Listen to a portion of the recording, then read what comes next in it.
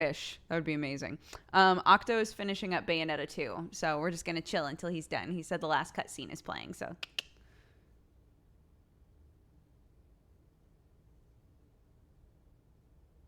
Cry doesn't even leave his house to get groceries. Cry is a very reclusive gentleman. He's lovely. Oh, hi, Two Flower. Yeah, of course. Yeah, I was like, Octo, do you want to play Arcade Spirits with me? Because some of these voices I feel like could be a little better. There are a few voices that I can recall off the top of my head that might be better if you do them instead, and that way we'd play it together. And he was like, sure. Cry, more like shy. Sweet.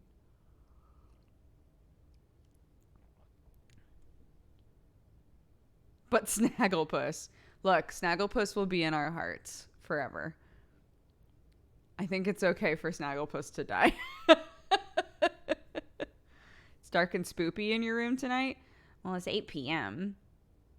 We had daylight savings time for anybody who's like, aren't you starting a little early? Or a little late? No, a little early. I thought he did one event in a mask early, though. I don't think so. Because I think people would have, like, been really intense. No, I don't think he ever has. Because I've talked with him about that before. He said the closest that's ever happened is he went out to get food and somebody recognized his voice and was like, oh my God, are you Cry? And he was like, no. No.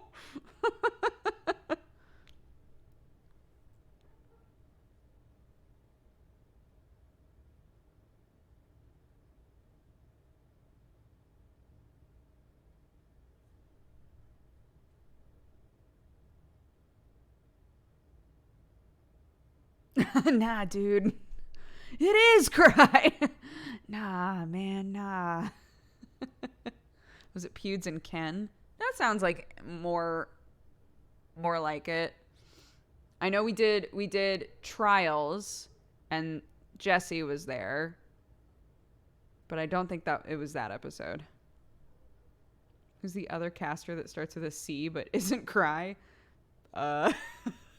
The other caster, Cinnamon Toast Ken, Krendor, who else is there? I don't know. Kryken, could be Kryken.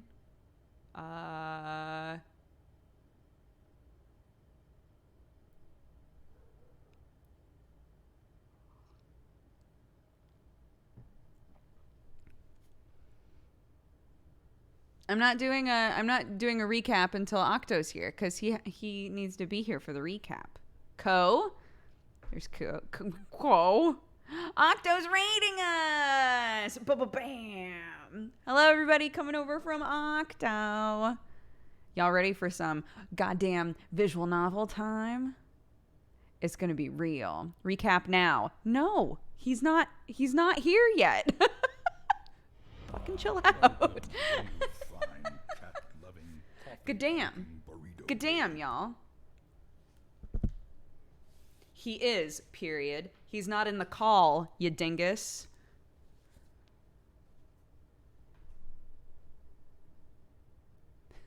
We're just so excited the Nerd Squad is back. Oh my goodness gracious.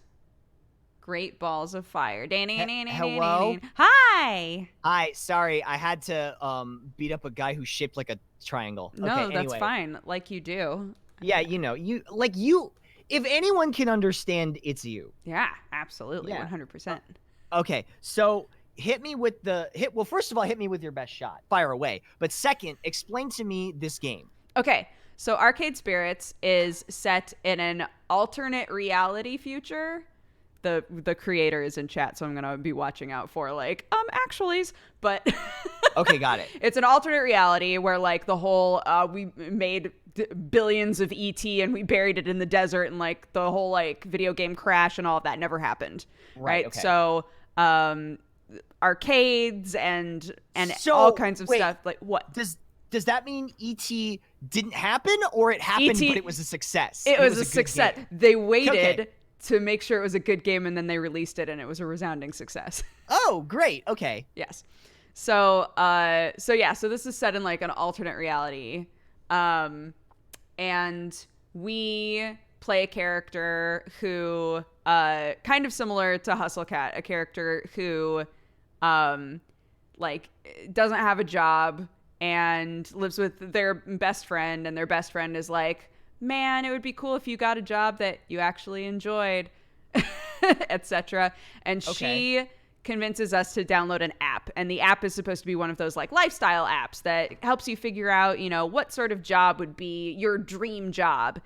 Right. And it's like a hologram app, so it's futuristic phones, and there's this cute hologram girl that pops out, and she's like, okay, I'm gonna basically dox you and download all of your data, everything about you, and I'm gonna figure out what your dream job is. Okay. And in like a couple of seconds, she comes back and says, all right, I found your dream job. I got you an interview. You have to be there in like 30 minutes. And we're like, what the fuck?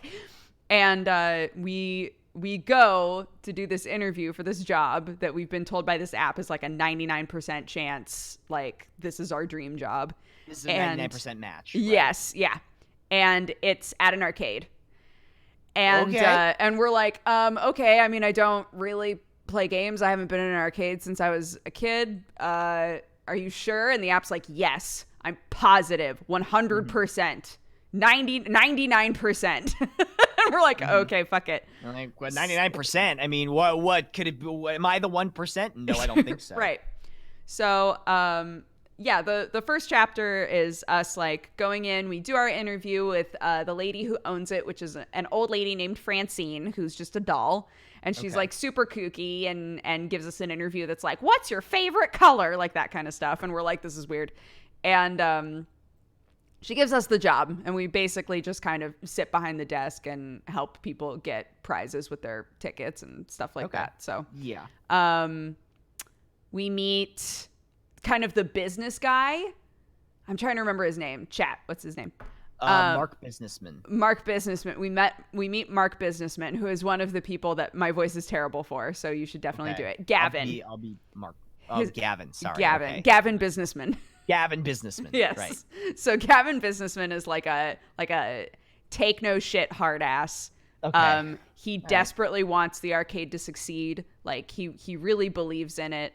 But he's not as feely about it, you know. He's not one of those people that's like, oh, I just love games so much. He's just like, it's all business. Yeah, he just really wants it to flourish and succeed, and he's very close with Francine. And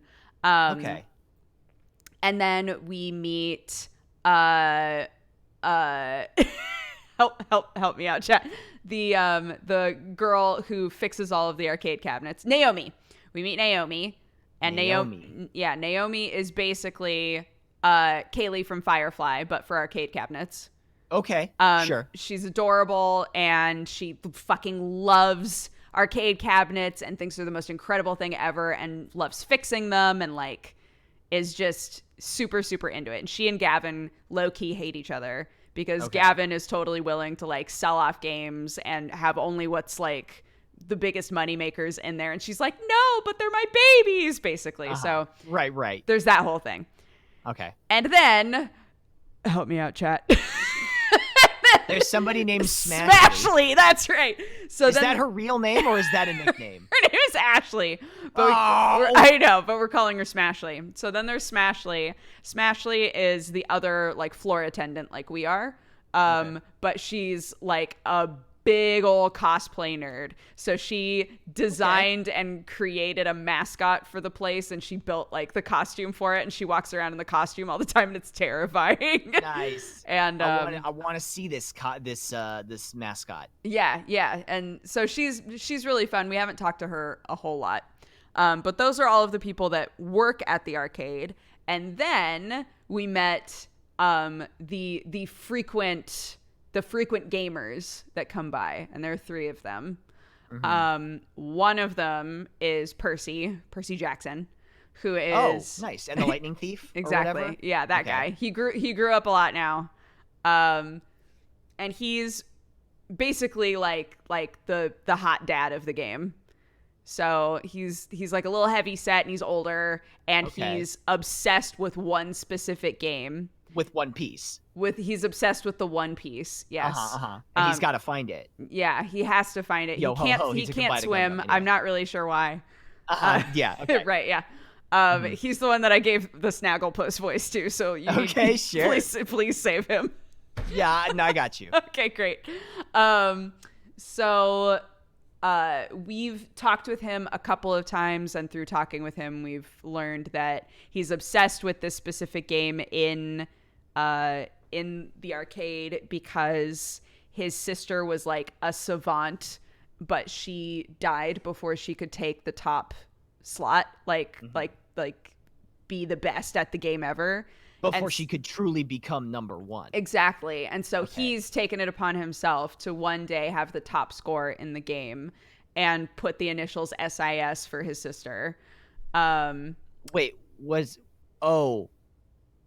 okay. What? I thought that was her actual initials, but no, it's just It is also her like actual it's also her actual Oh, it initials. is? Yeah. Wow. Yeah. That's so convenient. I know, isn't it? Nice. So yeah, there's him and he's adorable and chat's really thirsty for him. And then there's Queen Bee, who I'm very thirsty for, and I know she's going to be your type as well. But she's like the take no shit competitive esports lady who's I feel very called out right now. But also, okay, yeah. Yeah, and she like we have a scene with her where there's this mom who's screaming at a kid and she comes over and is like, "You should be ashamed of yourself, you bitch." And we're like, "Oh fuck." She's great. She's very aggro, but has shown us like a glimpse of a softer side. Oh, I bet it's under there somewhere if you get to know her. I know. Don't kink shame Octopimp. I literally led into it with she's my type. She's I'm into her. Yeah, no. Yeah. So she's great. And then the last one is Teo, who is Teo? Yeah, he's incredible at basically this universe's version of Dance Dance Revolution. Sick. So incredible, in fact, that when he plays, there's a crowd of people that block the fire exit, and that was a whole thing we had to deal with. Oh, right, of course. Yeah. And so he's like super flirty and fun and like thinks we're so cool. We're just like, all right. It's like, I just met you. But yeah. You're right. Literally, he came on right. very strong. I am very cool. You lucked out on that guess. So the whole first chapter is just meeting everybody, applying for the job, getting the job, right? Right. Second chapter, which is the only other one that we've played so far, is we're invited to an auction for old arcade cabinets.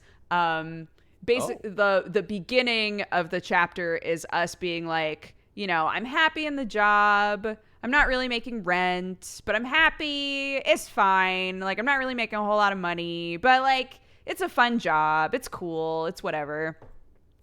And we get kind of called out for just sort of always going with the flow in our life. So Gavin is like, we're going to this arcade thing. We're going to go to this auction and buy basically. And we say, no, we want to go. Like we recall that we want to be doing more basically. So we say, no, wait, I want to go. Can I please come and like be more involved in the arcade? And so they let us go, and it's us, Naomi, Gavin, and Francine that all go. And we meet basically this fucking really intense Indian man who's very eccentric and obsessed with arcade cabinets and has been known for like giving arcade cabinets away in return for like family recipes for cookies and shit. Like he just wants to save all of the games that are potentially going to get broken down. So he just saves them and then holds private auctions to people, specifically to the smaller companies that have arcades. So he doesn't allow like bigger companies to come to his auctions. But this chapter was a fucking ride. So we get there. He like asks us all about ourselves. I gave him a terrible voice. So people are saying wizard voice. I want to know what that means. He talked like this. Oh, okay. All right, sure. It was fucking terrible. Oh no! Anne is raiding me.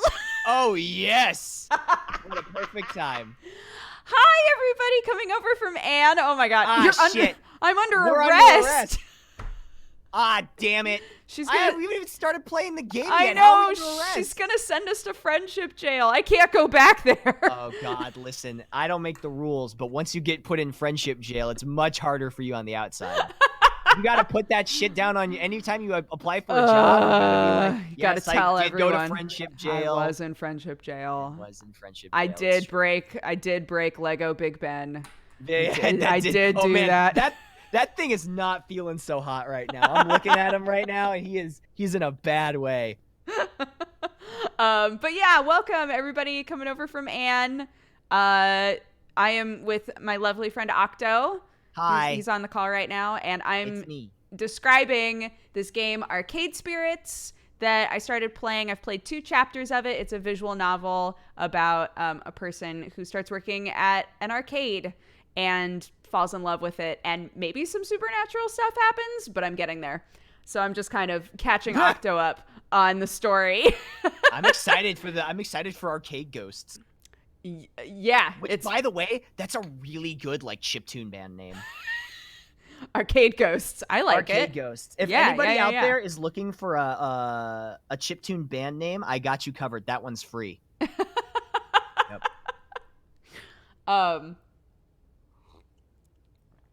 So we go to the auction. Right. Yes. And we were given the option of either schmoozing with Gavin, because he's Mr. Businessman, of either schmoozing with Gavin or going into the basement and looking at all of the arcade cabinets that are going to potentially be for sale with Naomi. Right. So we go down there. Naomi finds... Duh. Obviously. So in the back of one of the arcade cabinets, Naomi finds an entire family of cats. Crazy. So we so we save the cats. That's fantastic. Okay. Francine was knitting and fell asleep while knitting, so we woke her up and took her blanket and used it to hold the kittens, and then Naomi was like, well, I guess I'm done for the night, and just left with the cats. But the big thing that happens at the end of this chapter is that we were told that the lady who owned this manor died while playing a game.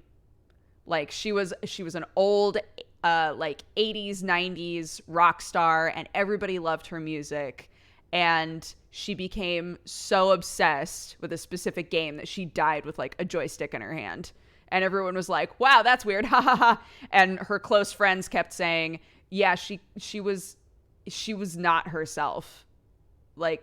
In the few days before she died, there was something wrong. There was something going on there, right? Okay. So we're walking around and looking at all of the arcade cabinets while they're starting the auction.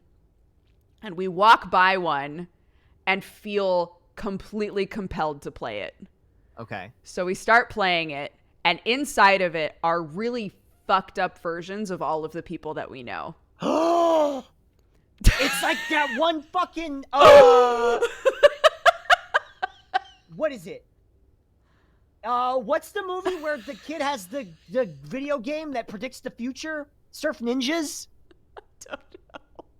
I think that's somebody in chat PolitiFact me on that. I think it's Surf Ninjas. His Game Gear has his Game Gear predicts the future or something. Everybody's saying different names of games. Zathura, Jumanji, Pet Cemetery. It's Def Surf Ninjas. Thank you. Okay, great. Okay, the 3 Surf Ninjas. That's 2 different movies, but okay, sure. Yeah, so we start playing this game. We see our a really sort of intense, manipulative version of our roommate. We see I'm trying to remember what the other ones were, but we basically have to confront kind of extreme versions of people that we've met in the story so far. And in the end, we meet the lady who died, the lady who owned the manor, and she's her spirit in the. She's stuck in the game. And we're like, oh my God. So we're desperately trying to help her. And we get to the point where we think we've we've done it and we can help her. And she's like, I mean, if we're being honest, like, I'm dead. This is like my consciousness has been put into this game, but I'm dead and I'm fully aware of that. But she's like actual factual dead. Yeah, she's actually dead. Okay. But because of like how you came about this conversation and playing this game, you really have helped me feel like, because basically she was like consumed by all of these insecurities about whether or not she was relevant anymore and all of this stuff, and we made her feel better, I guess. And we're like, I don't know how I'm gonna get out of here, right? I don't know how I'm gonna get out of this game. Am I going to get stuck here too? Am I also going to have my consciousness uploaded into the game and fucking die here? And our app, the like hologram girl in our app. Yeah. She like hops into the game and is like, I'm gonna get you out of here. Don't worry about it. We're like, okay. And then we start feeling like we're on like fucking on fire. Okay. And it shocks us out of it. It like overloads everything and shocks us out of it. And it's because the app overheated our phone. Okay. Yeah. And so if I'm remembering this correctly, please chat, feel free to help. But yeah, basically like she helps us get out.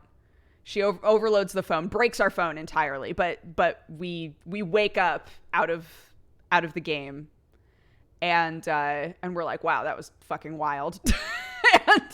And the lovely Indian man, the eccentric Indian man, is like, yo, I've got 3 games. I can't remember why this happened, but he was like, yo, I've got 3 games. Oh, that's right. We had to take our pants off because our pants were on fire. Wait, were they literally on fire, or were we telling a lie? Yeah, so we like took our pants off. Okay. And he gave us new pants because he was like, why are you pantsless, my friend? And like gave us new pants. Okay, and awesome. had 3 extremely rare games. And basically in the pants? No. Okay. Had three very rare games, arcade cabinets. And he said, you can have, if you want to make a bid on any of these 3, you can be the first bid on any of them. And Gavin is like, we don't have the money to do that. We can't do that. We don't have any money left. And Naomi's like, but some of these games are so good. And the game basically gives you an opportunity to say which of these 3 games was the game from your childhood that meant the most to you.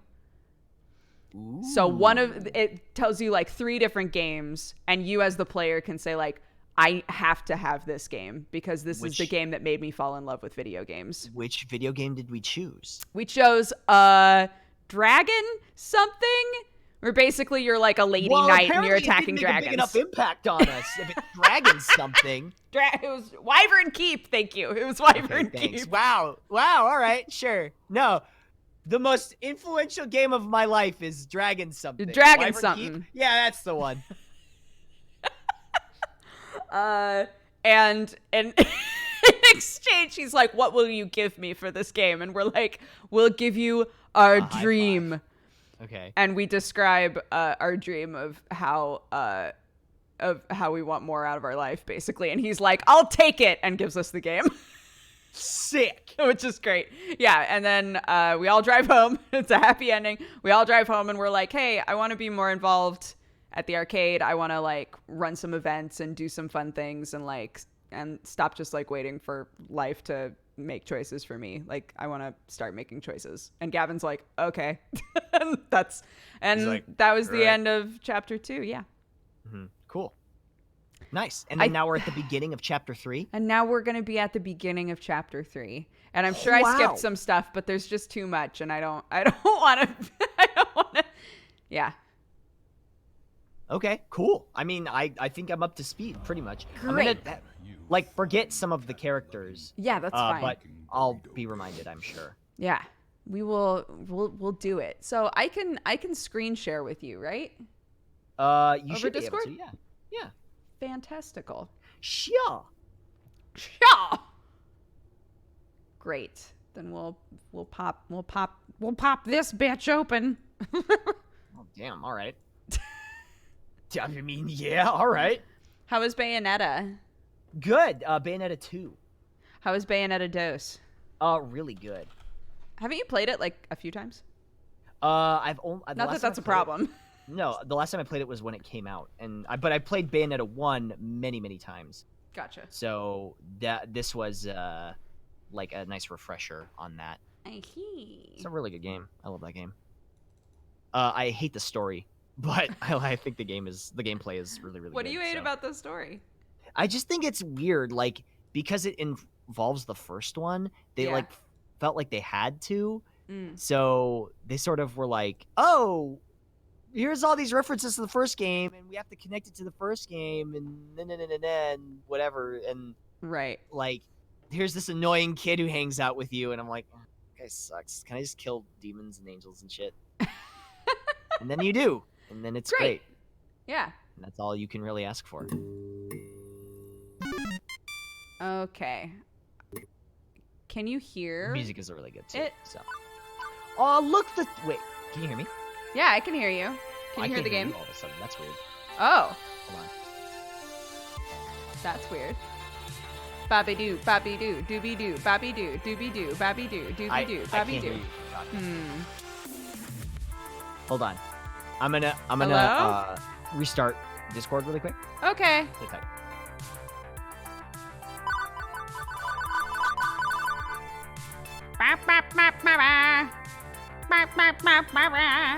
Game is loud. Got it.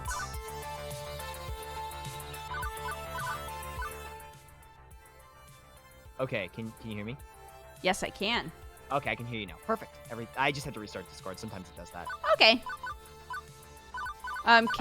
Can you hear the sound? No, but that's okay. Do I need to? I guess not. The music's pretty good, but I guess it's fine. I could. No, because the only way I could hear it would be to keep the stream on, but then I'd hear myself echoing, and that'd be weird. Oh, that's true.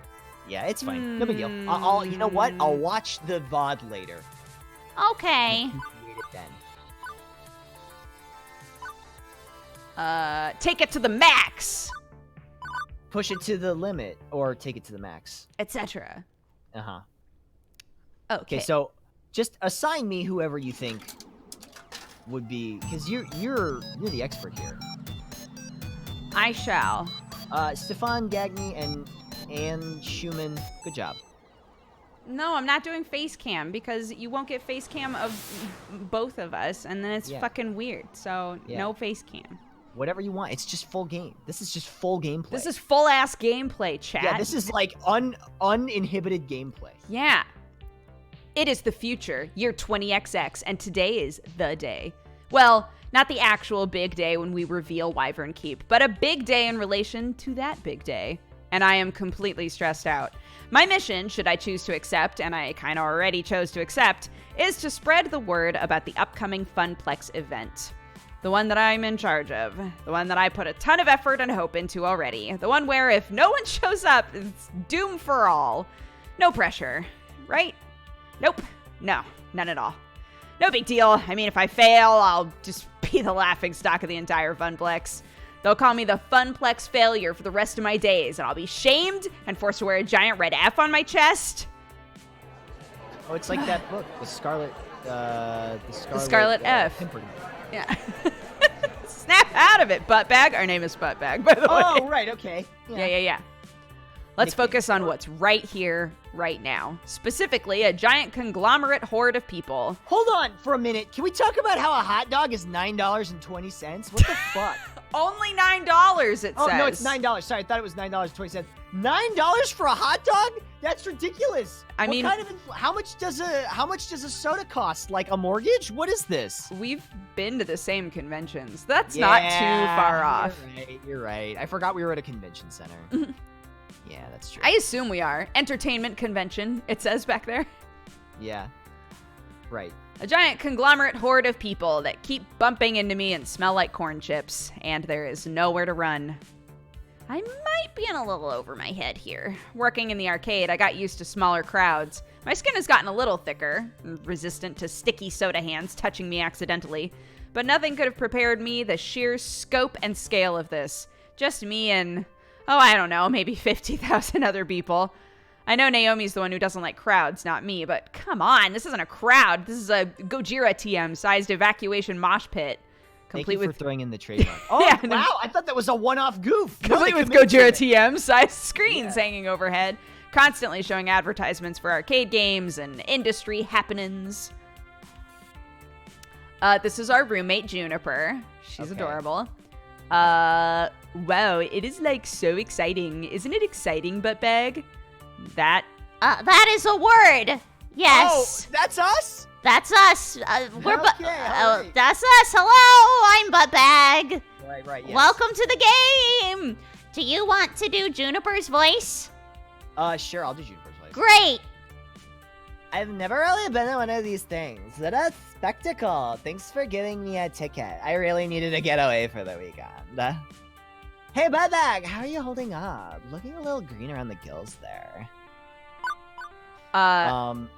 Everyone. Okay. Definitely human response on number 3. Everything is fine. So, side note, there's another, like, aspect to this game in which, and we've turned it off, but, like, these dots, if you have it turned on, they are a specific color, and it's because different answers that we make increase different things about our personality. So whether we're like kind or aggressive or anything like that. But we have it turned off so that we can just play the game. This answer, if you choose this one, it's the like base answer. So it's never wrong. It's just like the safe answer to give. Right. Okay. It's the middle answer in Mass Effect as opposed to the top and bottom one. Yes. Okay. So what do you think? Everything is fine. Everything is fine. Everything is fine. Human. I am a human. I feel like we should choose it just because we've goofed on it so hard. Yeah, you know what? I agree. Well, it's not my favorite thing ever, but I can handle it. You got +1 Space Invader. +1 Space Invader. Wait, yeah. I'm trying to remember. How do we see ourselves? Oh, nope, not that way. Oh, up here. Okay, so these are our stats right now. Okay. Percy Jackson and Queen Bee think we're pretty cool. Okay. Naomi thinks we're fucking amazing. And we're very kind. You have a heart. I have a heart. Mm-hmm. This is the hologram girl that runs our app. Pumping organ within my chest cavity. It has been maximized for efficiency. I'll just repeat my mantra. Manantra. This is fine. Everything's fine. Everything will be okay. It's not an ideal situation, but I've got this, Juniper. Sure, there'll be a strugger. But what doesn't traumatize me today can always traumatize me later. This is exactly why I came here with you. To help you in your hour of need and to get away for the weekend. But still, hour of need. It's true. Juniper has helped me get through a lot. But beyond generalities, I think she specifically wanted to make it up to me for the whole job offer situation. Her job had a job offer while we were unemployed, and she didn't tell us about it. And we had... I know! Wow. In the end, we forgave her because she was like, you would have been miserable there, and you shouldn't be in another job where you're miserable, basically. And also, like, I feel like it's the same thing as, like, working with somebody you're dating, like you see them all the time. Yeah, right? Like, absolutely. Think about it. Like you'd see them when you go to work and you see them when you come home. Yeah, it's true. Yeah. It's nice to have her here. We're not going to let a little thing like that stay as a sticking point between us. So, what's the plan? Huh? We can't just stand around all day, buttbag. There's a lot of ground you need to cover to make your thumbplex a success. That almost rhymed, but not quite. How are we gonna attack this? What's the first move? Well, I was gonna sort of play it by ear. You didn't plan for this? Like, at all? Well, I was really busy lying awake all night stressed out to worry about planning this stuff. Look, I'm new at event management, much less event promotion. But and that's your given name. I'm just saying it, like, for dramatic effect. Well, let's get started with this. Juniper swings her book bag off her shoulders and crouches on the ground. She opens it up and pulls out a stack of papers. Hold these. I cradle them in my arms like tiny babies. Okay, I'm holding these. What are they exactly? Flyers, silly. Sorry, I had something stuck in my throat. The ones you wanted for promoting your big event. Duh. I managed to print off quite a few before the boss started giving me weird looks. But then I started giving him weird... Sorry, I'm riffing too much. No, I like it. Why? Then I started giving him weird looks back, and then we got into this staring contest and Neuro moved for like 15 minutes. Why are the copier rules so strict in office jobs? I don't get it. It's just paper, and I needed it. I flip a sheet over, and I start to remember. Oh, flashback. It was about 2 weeks ago. Oh, I want to play Fast Cars 5. This is Smashly! Oh, nice. What's up, Smashly? Oh, I love her shirt. Oh, I'd buy that shirt. Ashley and I... If you're looking to make merch for this game, that. That shirt right there. Yeah. Ashley and I were holding down the fort that day. Gavin locked himself in the office and told me if I bothered him for anything other than an emergency, I would not live to regret it. Upon pain of job loss, I told myself I was not going 3 feet within the office doors. Francine stayed home that day. She was marathoning a competitive knitting show or something. Naomi was out shopping for extra parts. The Dig Dug machine was acting up again, and the buttons were sticking from some kid spilling a slushie on it. So, what started as a pretty boring day in an empty funplex changed rapidly when Teo came into the funplex carrying an armload of giant rolled-up posters. Do you want to be Teo and I'll be Ashley? What voice did you give Teo? He was like a surfer guy, you know. I think I could handle that. Hail Buttbag, hail Ashley. Welcome home, Teo. Good morning, my fair Teo. How's art thou? Everybody's a Valley girl in this game so far. I know. Okay, That's like fucking crazy, am I right? I know. Okay, so. Oh my god. I know. Okay, so freaking excited. I might explode into 1,000 bets. Please don't. It would be a real mess to clean up.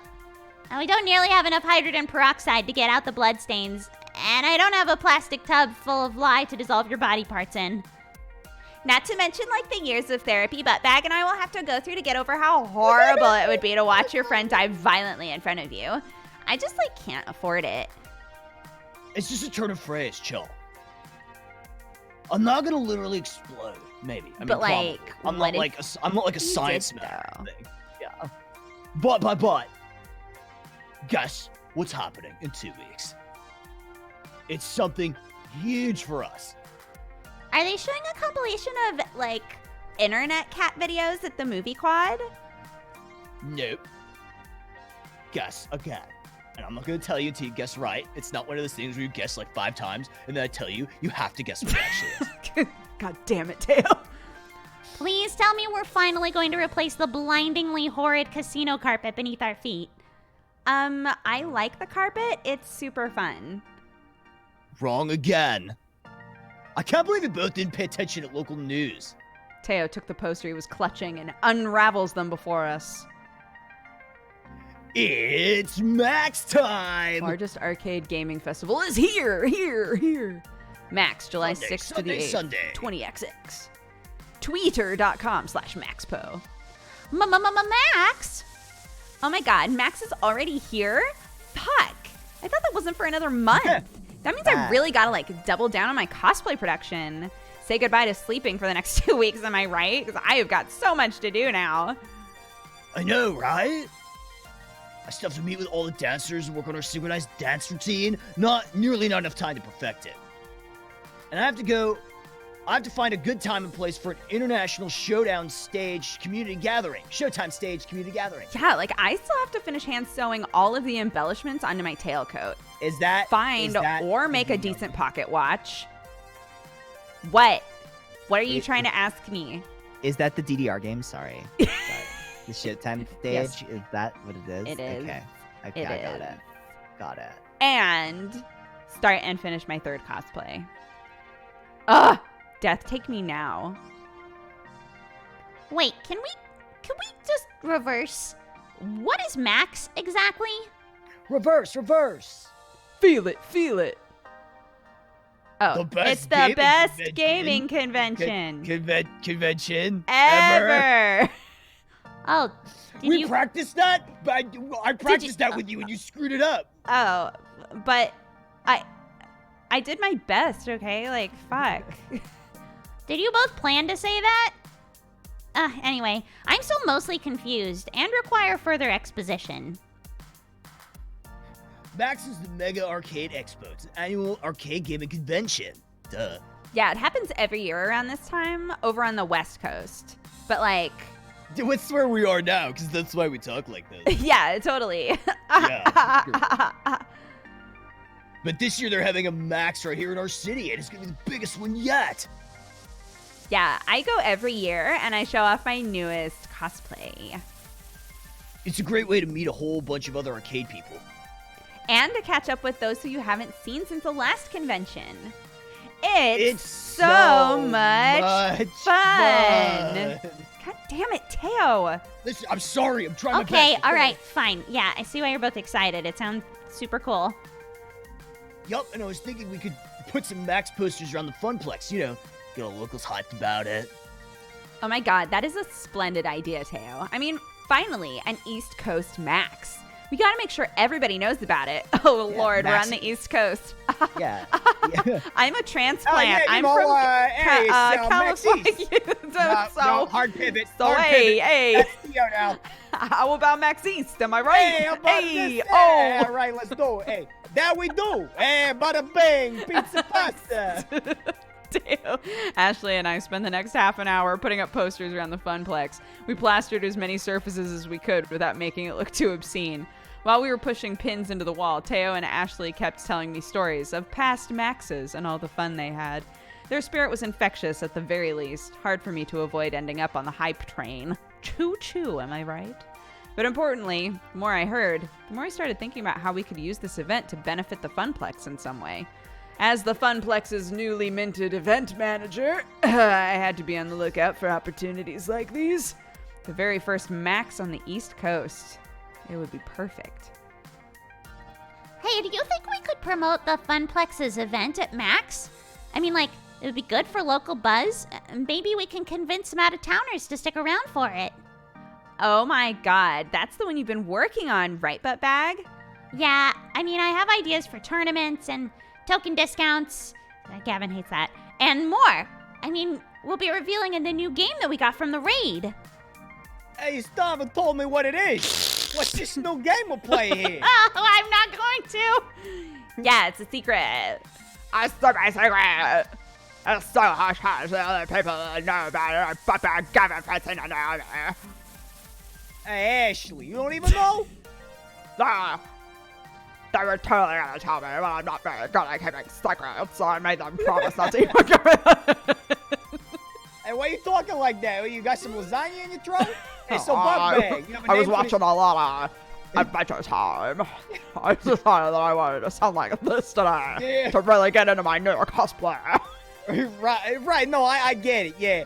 So Buttbag, you got a name for this grand event yet?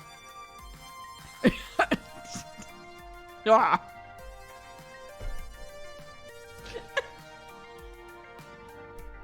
Are you okay there? You know, it sounded like you need a minute. I'm you gotta good. get some water? Alright. Yeah, what'd you think of my surfer accent? Pretty convincing, huh? Yeah, I thought I'd do that for, like a couple weeks Yeah, just to see if I could bye-bye. mess It with was people. really good as a kid. Well, I've been thinking long and hard on coming up with the perfect name, and I think I figured it out. Are you guys ready? Am I? Hey, the suspense is killing us here. The Funplex event will be called... Oh god. Oh, God. Okay, 15 Octo. characters max. Octo. Okay, What are we hang calling on. this event? Oh my god. Uh, Kunai with chain. Kunai with chain. That's my vote. Or pot of greed. Or Bot of Greed. Can we make it an arcade goof somehow? Kunai with change.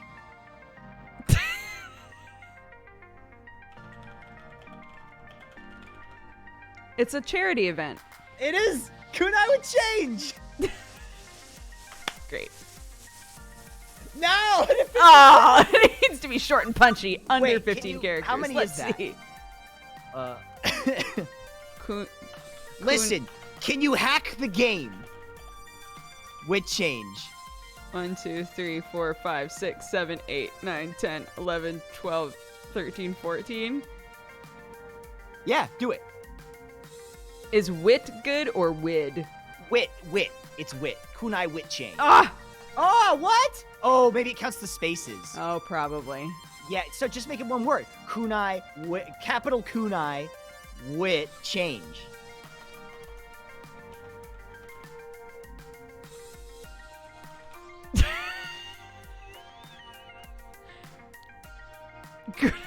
Kunai for Oh, change. that's terrible. That sucks. Kunai for change.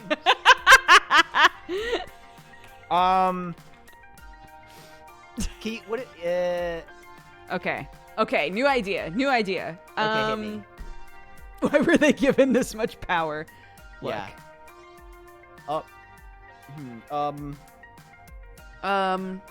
Is there a goof on pot of Kunai greed? without borders. Kunai without borders. Let me see.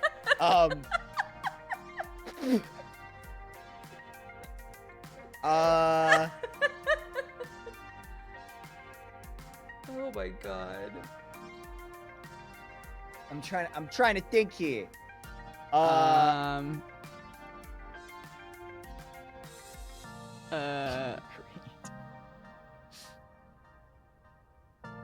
do you think? We got to come up with something. Super Smashly Brothers. That is, I guarantee you, at Doesn't least work. 5 characters. Doesn't work. I just needed to say it out loud. That's fine. I like it. I wonder if no matter what we write in here, I wonder if they're like, that's a fucking terrible idea. What about, That'd be so great. We could make up the best fucking name ever, and they're just like, that's garbage. We're not calling it that, and then they call it something else. That would be Monster amazing. Reborn.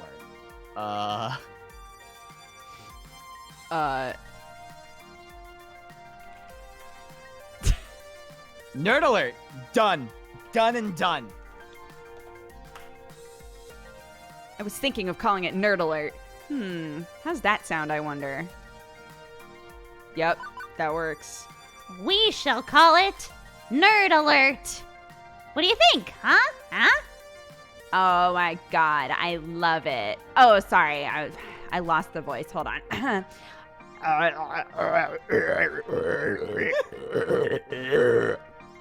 my god, I totally love it. It's perfect.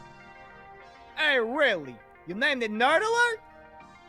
There are worse things you could have called it. One like Red Eyes Black Dragon. Hey, it's kind of catchy, though. Nice work, friend. Hey, I'll give you that. Hey, bada bing. Thanks, guys. So, how do I get tickets to Max? How can we advertise? And, how much would all that cost? Because I'm still living off pizza bagels. Hey, but when your pizza's on a bagel, you could have pizza anytime. I don't see the problem. Oh my with god, I didn't tell you this, but the app says that constantly. it. Wait, really? Yeah, because Oh, the app is listen- sponsored by a pizza company. Hey, great minds think alike. Oh my god, you don't already have tickets. Hey, they sell out in like one day, my friend. Actually, they sell out in about 20 minutes on day one. And all the hotel rooms are gone way sooner. What? No! Oh, my greatest plan's foiled. This is the app. Beep, Here, beep, give me the app. butt bag. While you guys were all talking, I located the scalpers who were selling tickets online at exorbitant prices, and then I hacked into their IP addresses, found less than tasteful information on a couple of them, which would make their lives kind of difficult if it got out in the open, and then after I Hey! contacted them, I promised I wouldn't leak such sensitive material into the internet in exchange for selling us the tickets at their original prices. And they gladly obliged. blackmail. That's, It's illegal. I'm an AI.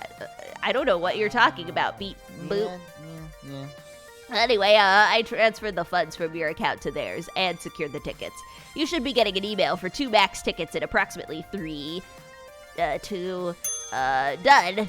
Oh, and I suggest you invite Juniper to come along as your second, because according to Juniper's Iris, she's very stressed from her job and could use a mini vacation. Hey, yo, this computer's starting to scare me here. Okay, but, Iris, that's blackmail. What you just did is very, very illegal. Oh, don't worry. I erased all possible leads back to you, so you're fine. And it's all in the name of helping the Funplex, just like you wanted me to.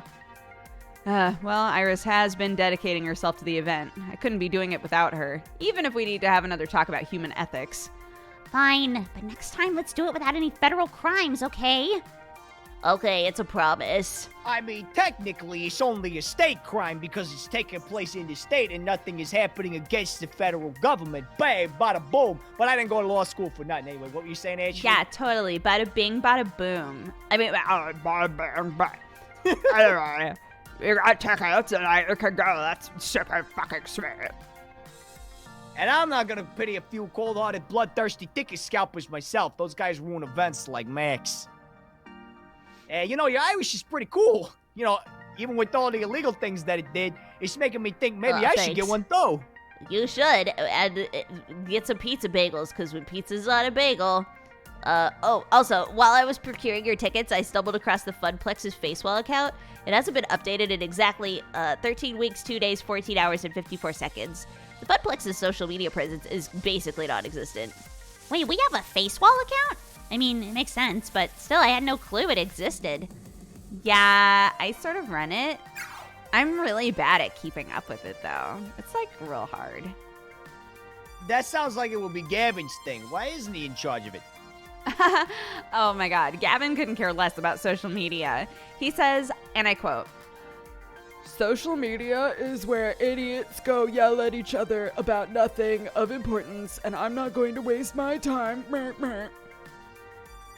Hey, that also sounds like Gavin. Yeah, totally. And Francina's too old to even understand the importance of social media. Naomi's too busy with all of her games, so it fell into my hands, which, as Iris stated, I have not been doing a great job at. Well, we should take advantage of it for this. We can use the Facewell account to spread the word of Nerd Alert. You are so right, and I should totes work harder. Or you could do it for me. You know, since you're like the event manager, that would totally make sense. What do you want to do here? I don't know. Part of me is like, Ashley, it's your job. Yeah. Like, we don't need to take on, we're talking about how stressed out we are. We don't need to take on more stuff. Wait, what if we really took the initiative No. and then burned our candle at both ends and we truly lived the millennial life?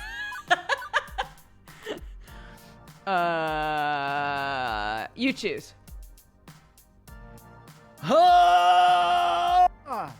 Let's take it. Okay.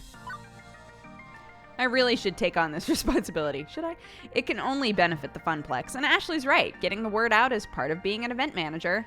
Okay, I got it. Ashley, can you email me the login info? Yes, and for sure. Ashley pulls out her phone, fiddles with it for a minute. Login get. Congratulations, you're like the new owner of our social media accounts. Yay. Huzzah, the power is all mine. Mine. Hey, Ashley, sure you want to get butt-bagged this much power? If the fact that she threw her head back and cackled isn't signing up, I don't know what else is. I am not worried one bit. Excellent. Excellent. But I could help the Funplex keep up with Facewell too. I can program timed posts and use effective keywords to get the most out of each post. SEO is one of my many, many talents. I want one of those. Yeah. How do we get this app? Yeah, hey. Chop chop. Let's go. Well, that would be helpful, actually. Just, don't break any laws. Understood. Do I have permission to access your contacts on your Facewell? Sure. And there. I've sent out notifications to everyone on your friends list and your friends' friends' list about Nerd Alert. Oh, that was fast. Yeah, no joke. One more thing, your site should have about 75% more images. Did you know that 90% of people prefer looking at pictures online rather than reading? Sometimes I just don't understand sentient beings. Hey, your Irish does make a good point. We should totally come up with a poster for our event. What if it Yeah. was just a big Yu-Gi-Oh card? Yeah. Oh, I don't know what that is, but I'm into it. Yeah. We can hand them out at Max. And of course, put them up around the arcade. Okay. I mean, the arcade isn't too hectic today. Ashley, if you can watch the floor, I'll design us a sweet flyer to pass out to the congoers. Time to deploy my mad art skills. Oh, sounds like a plan. Let's make this the best Max ever. One we will never forget. Ever. Ever. Forever. Forever. I spent the rest of the afternoon working hard on having the perfect design for our poster. Well, a design for our poster at any rate. And now Let's we're back to the find out. future. Oh, Which here we brings me back around to the stack of papers in my arms, which do not, in fact, resemble the poster I designed. I took the liberty of turning your poster up just a little.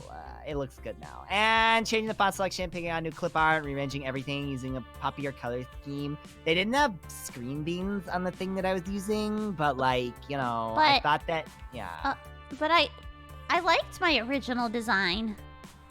Fatbag used Comic Sans Yeah, and Papyrus. Yeah. Those are Use both Sans in my Undertale. favorite game, Undertale.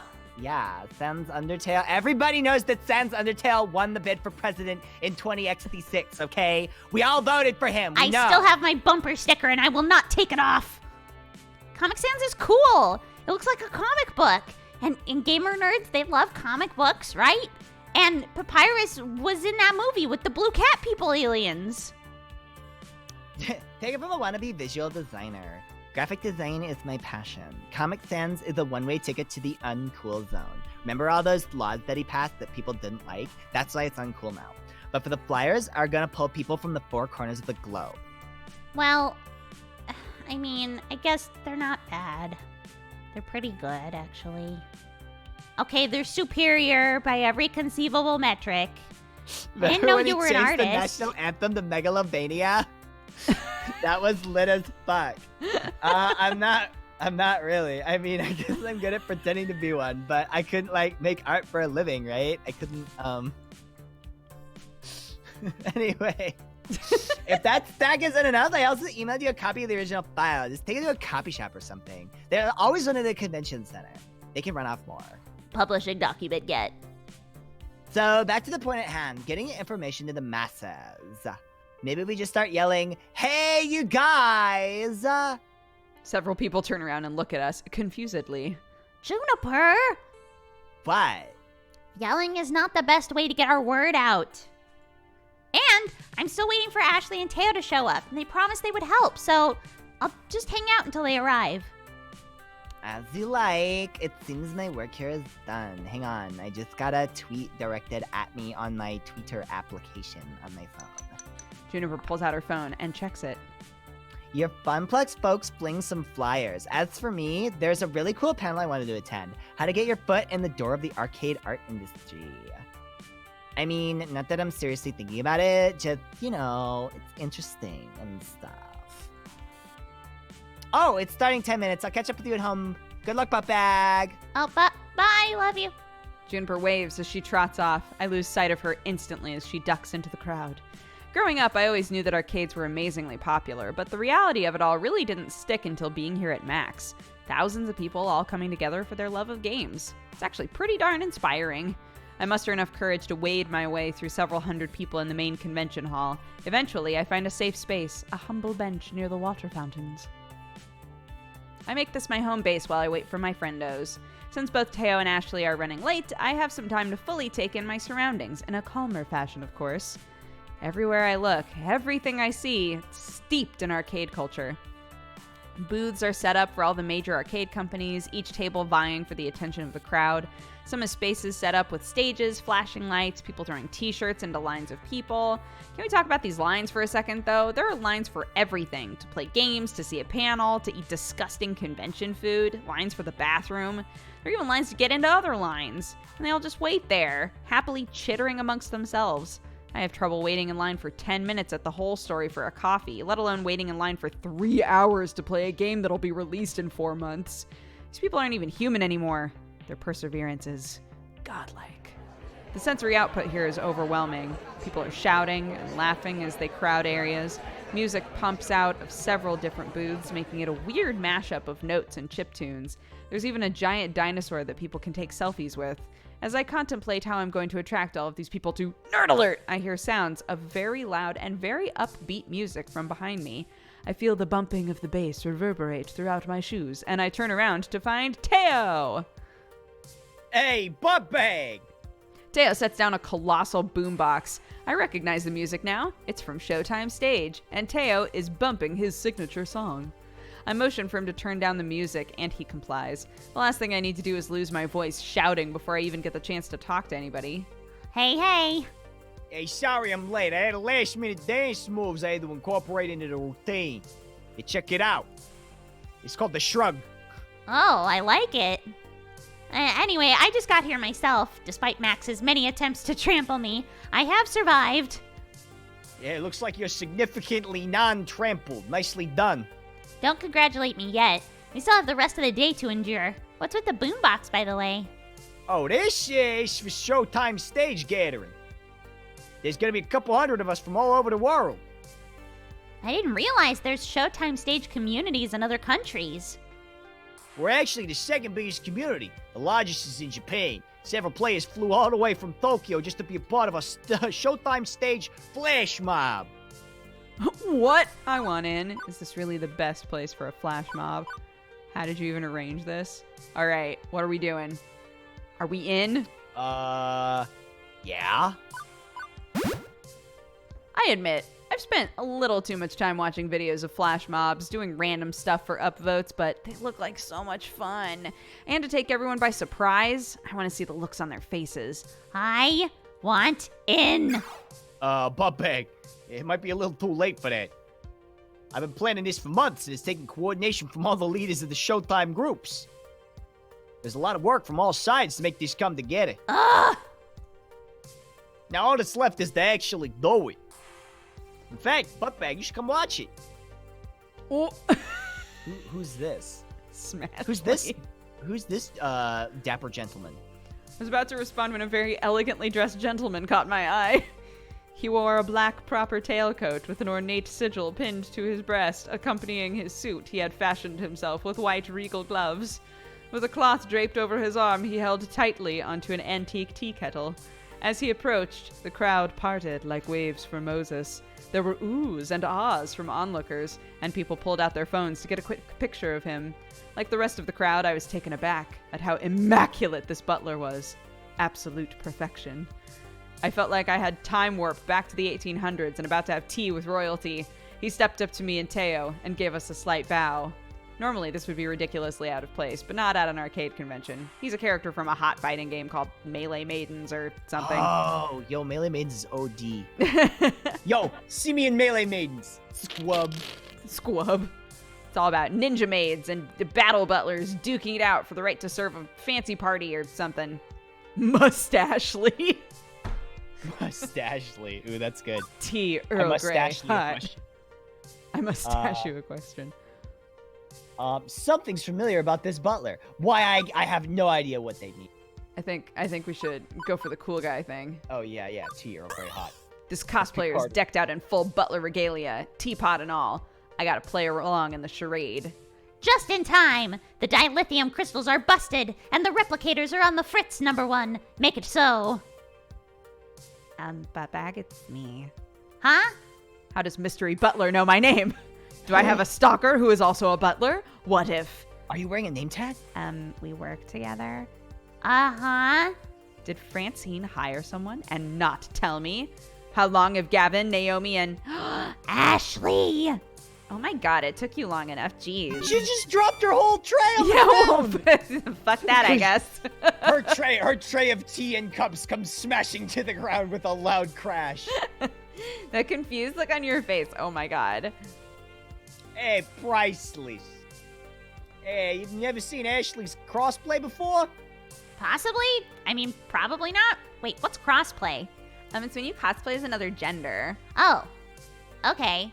Ashley, seriously, you look completely different. I did not even recognize you. I know. Sorry, I let you think otherwise for a minute, but it was all in good fun. No worries. That's like impressive work. Oh, it's not that. Man, we are incredible at just like creating that in our hand. Oh, It's not that impressive. I mean, I could have done a much better job at sewing the coattails. I need to be like 5 inches taller, and I didn't go to the gym enough before this. Okay, you can't change any of that now. Honestly, it looks fine. Well, regardless, cosplay parade is starting soon, and I need to get over The there. second so... tray crashes to the floor with a deafening clatter. She's like fucking Reaper, just tossing guns. Tossing trays everywhere. Hey, now Buttbag was going with me to the Showtime stage gathering. Well, whatever Buttbag wants to do, it's her choice. We have to make a choice. That's fair. Either way, it would be a good opportunity to promote Nerd Alert to one crowd or another. So, do you want to come with me to the cosplay parade? Or join me in the flash mob. What do we want to do? All right, This what is do we your want call. to do? I mean, I chose the last time. You got to choose this time. We don't get to be in the flash mob.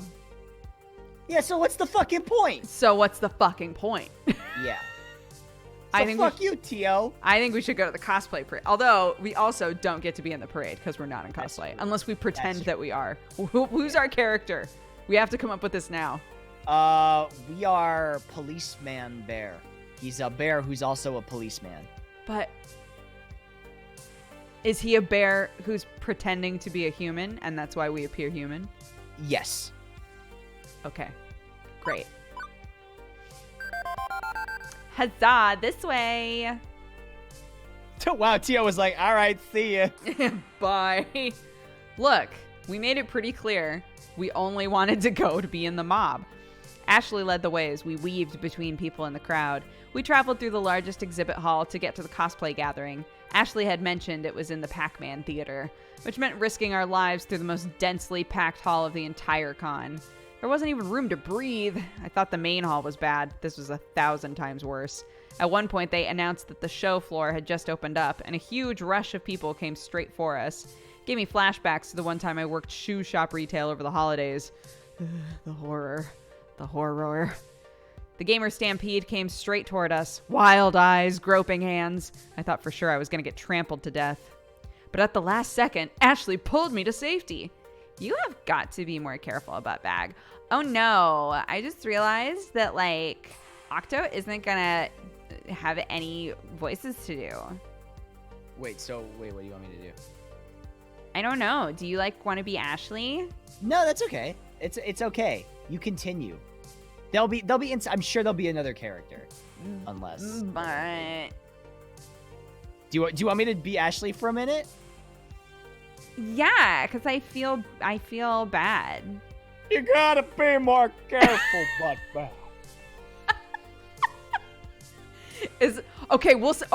Yes, we'll say That's her. you are her cosplay voice. That's the cosplay voice. Great.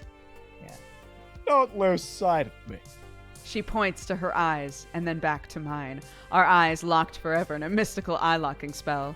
Eventually, after several more attempts on my life through various death by copious amounts of people, we make our way to the Pac-Man Theater. The theater is huge, capable of packing in several hundred people. Most of the seats were already taken. People were milling about the auditorium aisles. My floor attendant senses detected this as a fire hazard, but what are you going to do? Huge stage had been set up in front of us, where normally there would be a table for the speakers, like in a panel discussion forum. Since the theater is so large, they placed projector screens on either side of the stage, so whatever is happening can be seen by those sitting in the back row. Safe to assume this is one of the auditoriums saved for the more popular panels. And now, the cosplay parade? Ashley, what is a cosplay parade? I'm so glad you asked, Buttbag. It's where all the cosplayers get together, line up, and show off their latest creations for the masses on the theater stage up front there. Now that I think about it, kind of self-explanatory, right? You're right. I guess it's not my most intellectual moment. Ah, who are you to know anyway? It's not like you've ever been to one before. Sometimes they even give prizes to the best cosplayers, but this one's pretty chill. No prizes? Not even a shiny plastic cup to heft over your head? Maybe one day. Today we're here to appreciate each other's talents and have fun. Before I can interject, Ashley runs over to a person dressed as a maid. It looks very uniform to Ashley's butler cosplay. Maybe they're from the same game. Oh my gosh! I absolutely adore your Mia from Melee Maiden. It's totally cute. And your sword. Incredible! Oh, thanks. I made it from craft foam and Warbler, and it took like 30 hours, that's all. That's so professional looking. Dang. I can't get over how dapper your Angus is. The details you put into his pocket watch are phenomenal. I actually found the watch from a thrift shop and then just molded the extra embellishments on with clay. This went A on little for some tip time. for you, kid. Winku. I felt it would be rude to interrupt Smashly when Must Ashley, when she's obviously having so much fun being part of her community. As they continued to chat about making costumes, I noted that more and more cosplayers were filling into the theater. For once in my life, I actually felt uncomfortable wearing my usual comfy as heck hoodie. I felt underdressed compared to all the Melee Maidens cosplayers. Seriously, was this a costume ball or a black tie gala? Not even mentioning the congregation of feathers and capes and prop weapons and wings, and for all the visual craziness, the vibe remained pretty chill and friendly. Folks sharing a common joy in dressing up as someone else. Eventually, Ashley parted from her conversation to check on me. Sorry, Buttback. Sometimes I get so swept up in it all. Oh, I get it. Back at the Funplex, you mentioned that you can only see some of your friends here at these cosplay events. Oh yeah, cosplayers travel all over. More than any other gaming communities, I bet. Do you know everyone here? Oh no, I mean I know a good amount of people here, but everyone? Nah.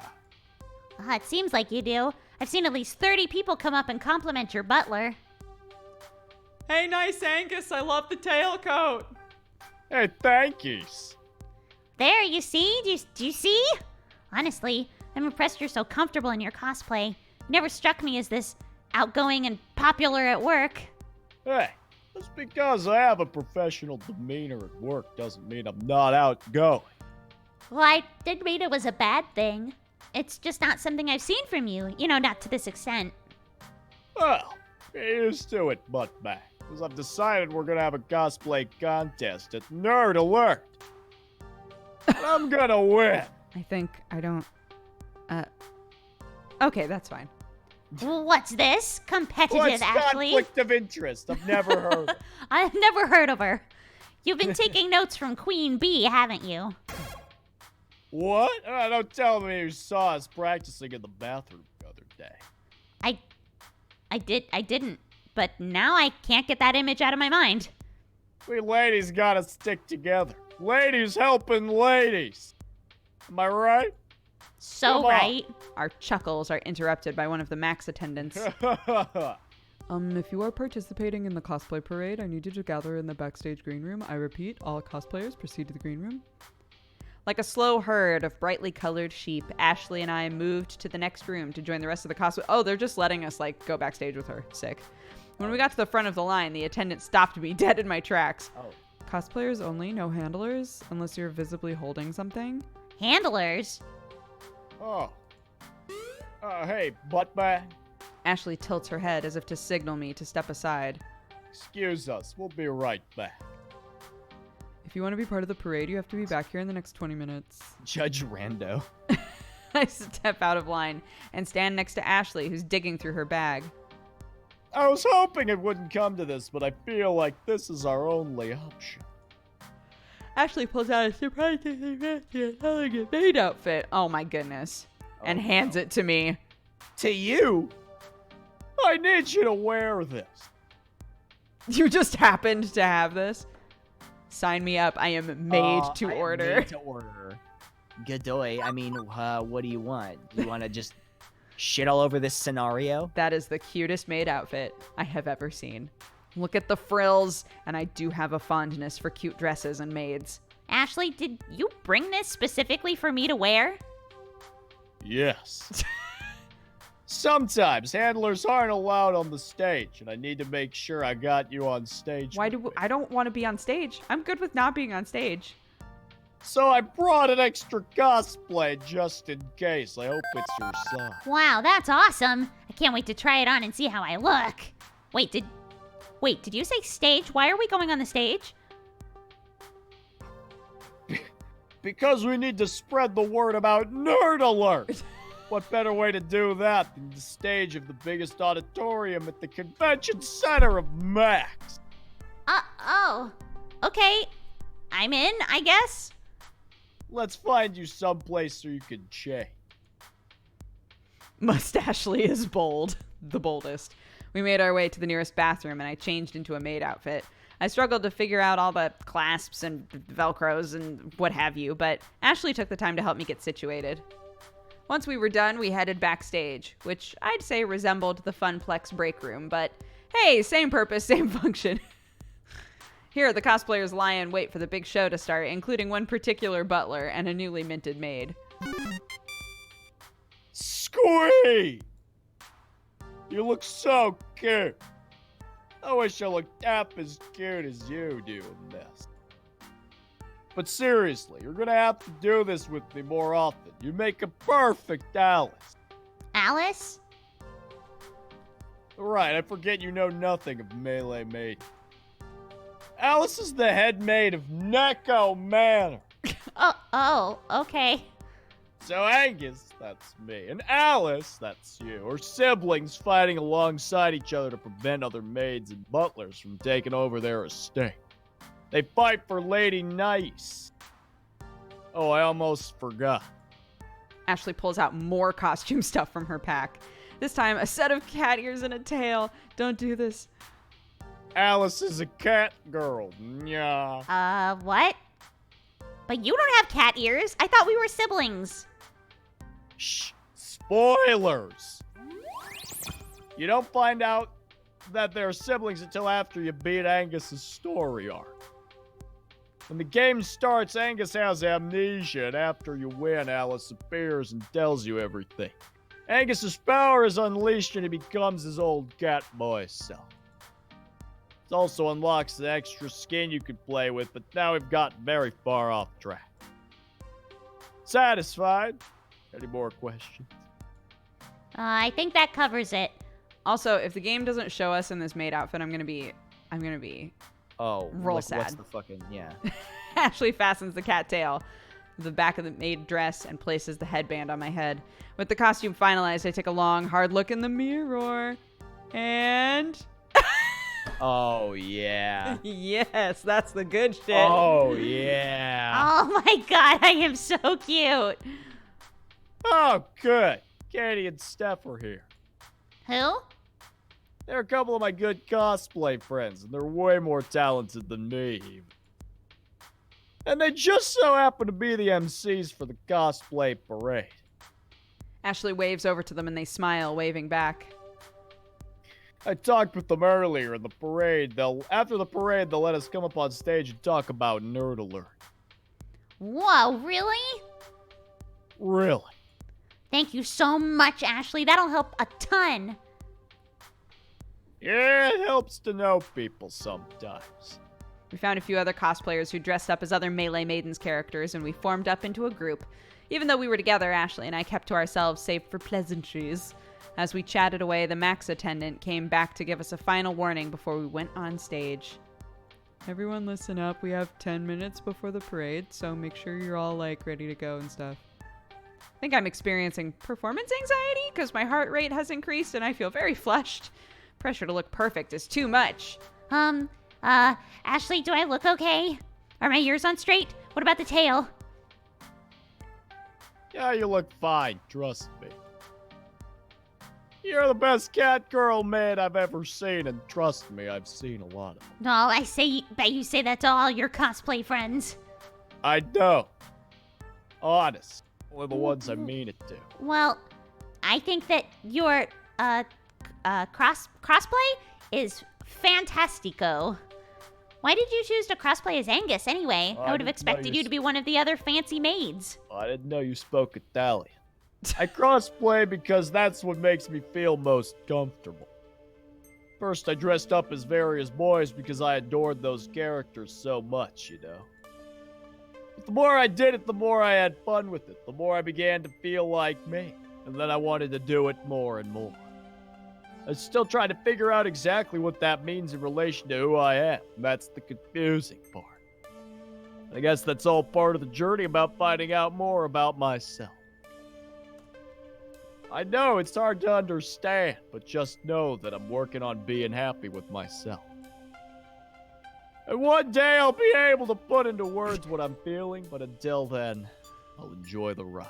Like that we're finding out all of this deep, important information about Ashley from the voice of Krunk. Magic word voice.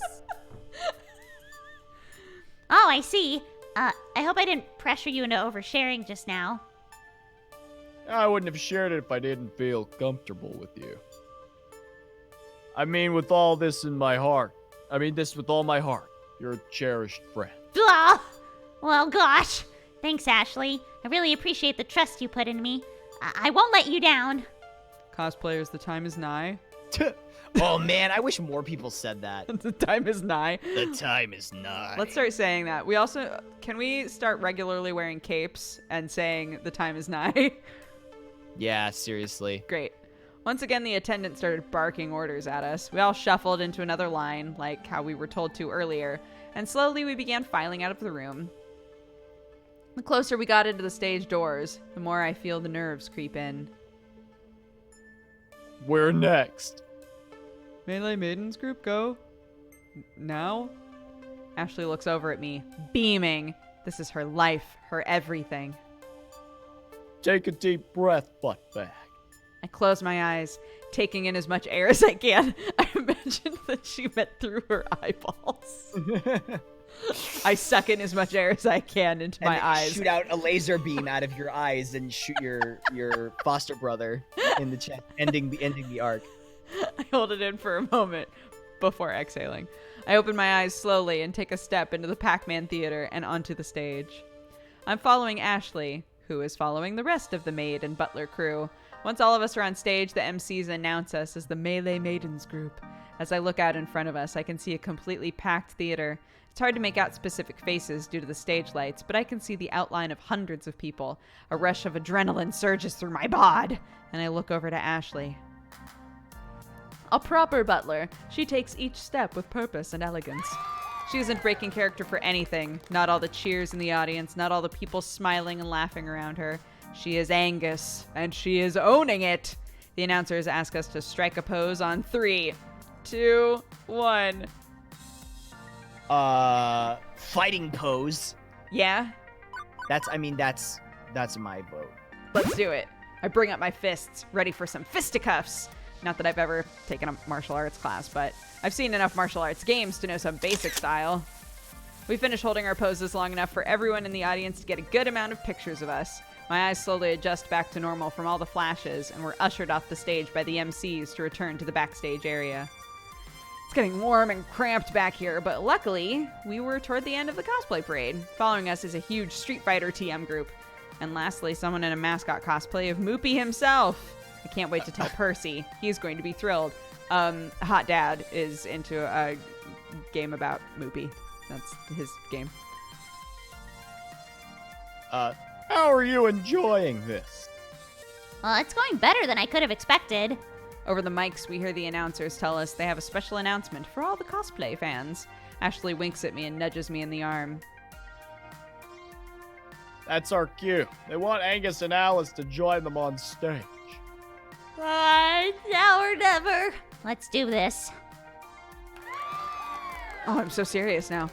We shuffle back on stage and the audience starts clapping and cheering wildly. We pose once again, hamming it up in front of everyone before Ashley takes the mic. Thank you, everyone. It means so much to us that you could join my sister Alice and I here at Necco Manor. As you know, we adore organizing exorbitant galas at Lady Nice's estate.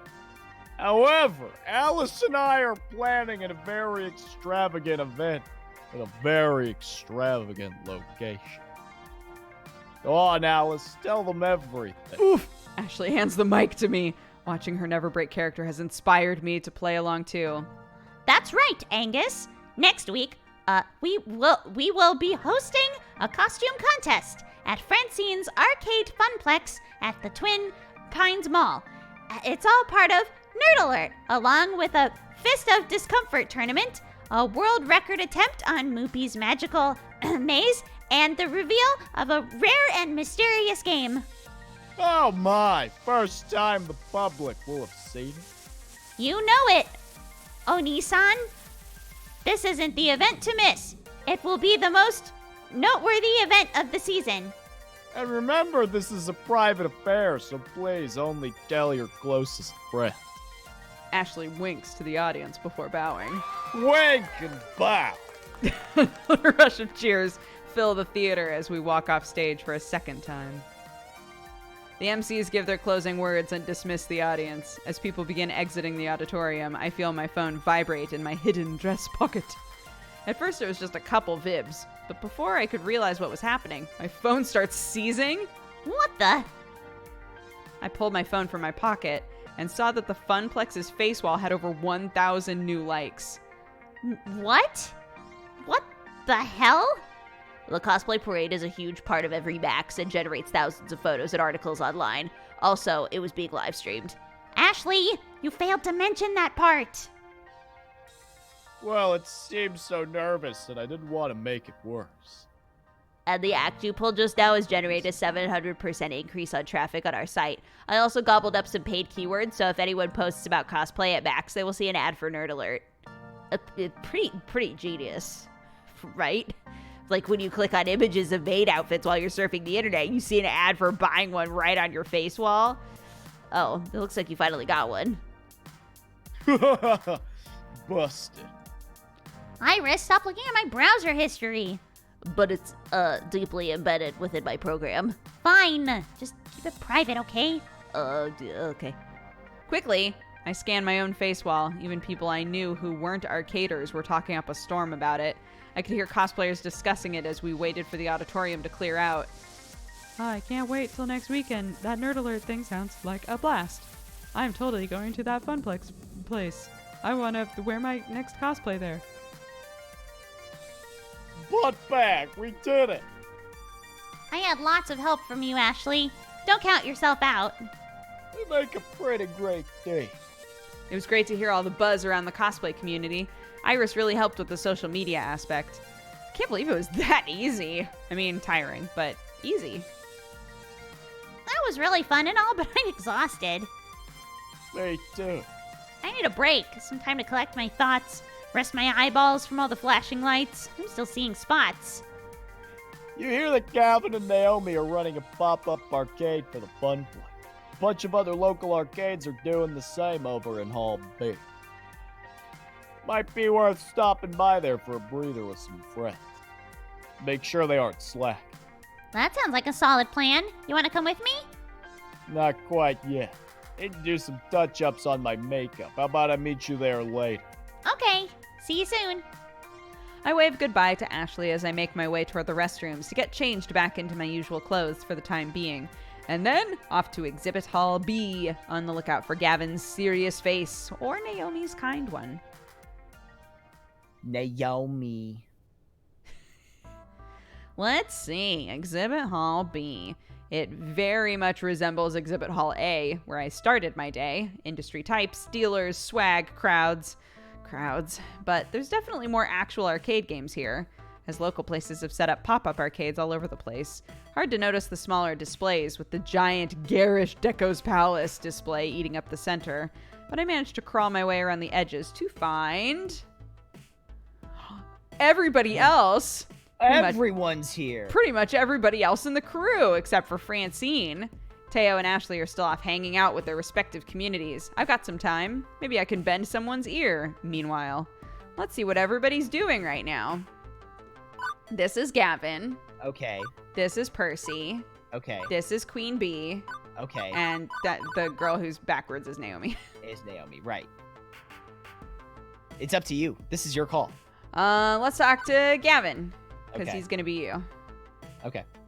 Gavin's poking his way through various arcade industry news feeds. More closures of local arcades, more buyouts by Deco, dire news as usual. Gavin, here to take you away from the dreariness for a life of adventure. Mm-hmm. Come on, at least be a little excited. Pardon, distracted. One moment.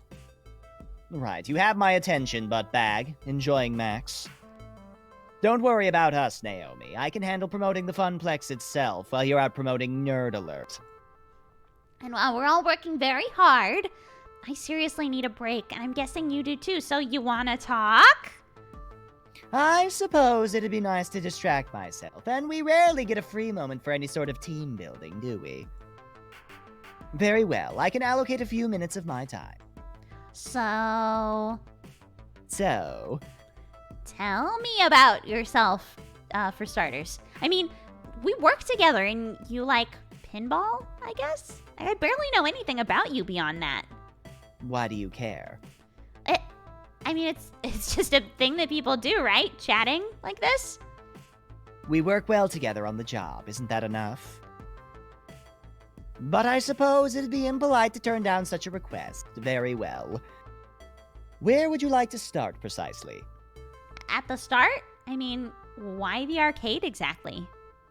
Because it's the losing prospect.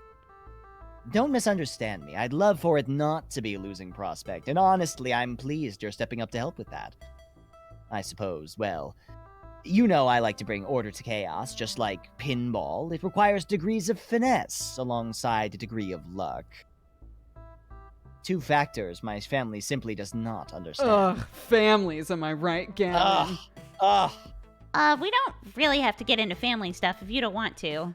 No, it'd go a long ways to explaining how I came to be where I am. It's fine.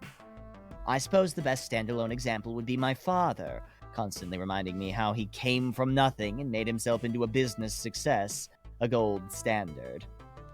Except it's a lie. His grandfather came from nothing, not him. Society wasn't exactly, let's say, advantageously arranged for the Coopers, but with ridiculously hard work, my grandfather carved out a good life for his family. Eventually, they had the best schooling, the best home life, all the resources and comforts one needs to get a head start in life, the absolute definition of class privilege.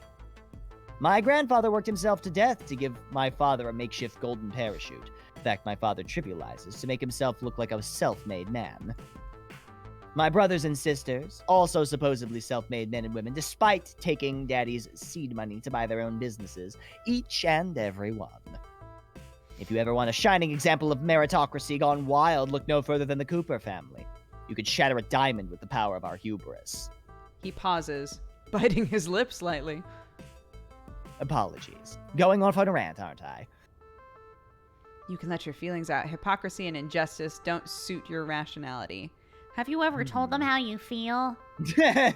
But how do you really feel? How do you feel? Yeah, I'm just gonna go with that.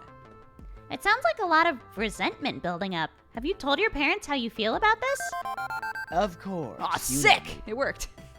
I value clarity and honesty. Needless to say, I'm the black sheep of the Cooper family, and I wear that like a badge of honor. Eventually, I opted to strike out on my own, without a lone father, to avoid being beholden to him, or to repeat his error.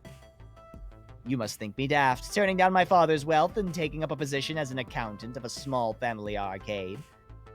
But I saw it as a challenge, a chance to be my own man, like my grandfather. The world gave him nothing. He came from nothing. But through hard work and determination, he did it. He overcame. And while my brothers and sisters bought up tech companies, mashing up their projects together, then flipping them on the market once the value increased, I sought to take a failing enterprise, make it succeed, and stay with it. I'm not a love it and leave it man when it comes to business. I will overcome in my own way. So, that's me, in a nutshell. Aw, Gavin. A child of means who rejected those means and embraced a dream of madness. Does this suffice to your getting to know you needs, buttbag? I'm left dumbfounded for a moment. Sorry, I've I don't been know if you hate this voice or not. No, I like it. I've been Thanks, expecting light small talk, not a backstory plus a mission statement. Sorry, what were you gonna say? No, I was just gonna say I just sort of picked something. Honestly, I hadn't expected the accountant of a video arcade to be well, born to a high tax bracket, a bit like the surprise of Percy's wealth. But one question lingers. So, you went to college, right? For business and accounting, yes. Right. No student loans. And, well, you had clothes on your back and a nice house in a nice neighborhood, I'm guessing. Meaning you aren't exactly starting from zero.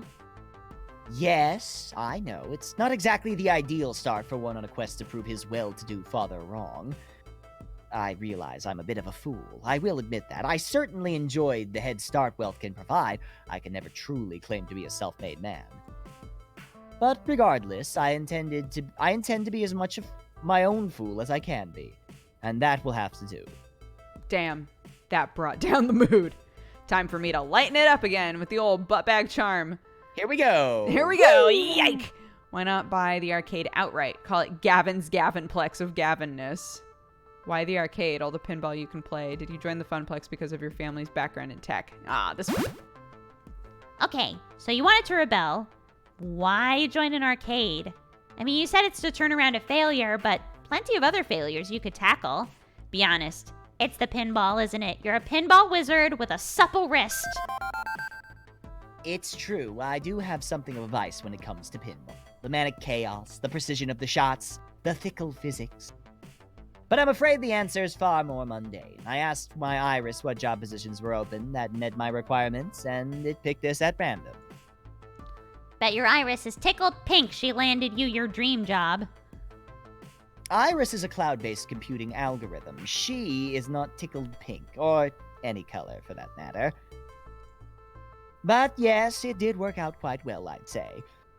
And I believe I've bent your ear enough about socioeconomic philosophy, more than enough.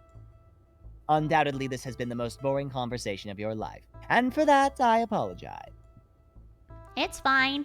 I said that I wanted to get to know you, and this is getting to know you. And fair's fair, so I think you should get to know me.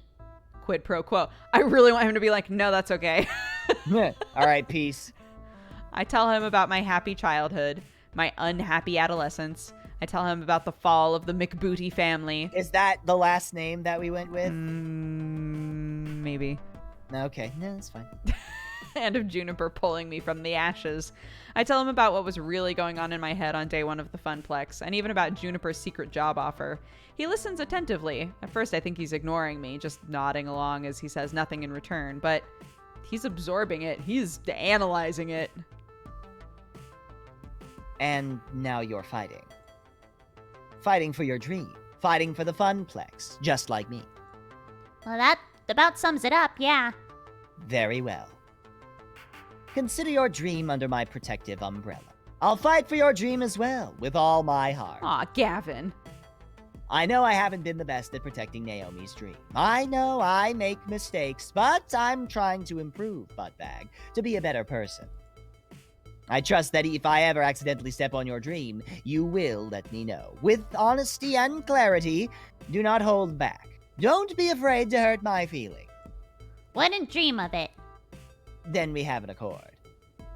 Now then, I know it's a fun-flavored weekend of recreational activity, but we're both here to work first and foremost, yes? I suppose I'd better get back to that, but I won't forget what we've discussed. Thanks, Gavin. Oh boy. Gavin gets back to his work, and I get back to mine, all for the glory of the Funplex and our dreams. Oh. My current status is sitting and enjoying it. Took a few minutes. Oh, there's a thing that I totally forgot to tell you, Octo. Okay, hit me. Our Iris is like going against her programming. She's a special Iris? Yeah. We don't know why, but like she's done things that her programming has told her not to do. And she's like bumped us up to like the premium version of the app, even though we're not paying for it. And like when she overloaded our phone to like burn us out of the program and stuff. At the end of that chapter, we were like laying in bed and like talking with the app basically and being like, so what's going on?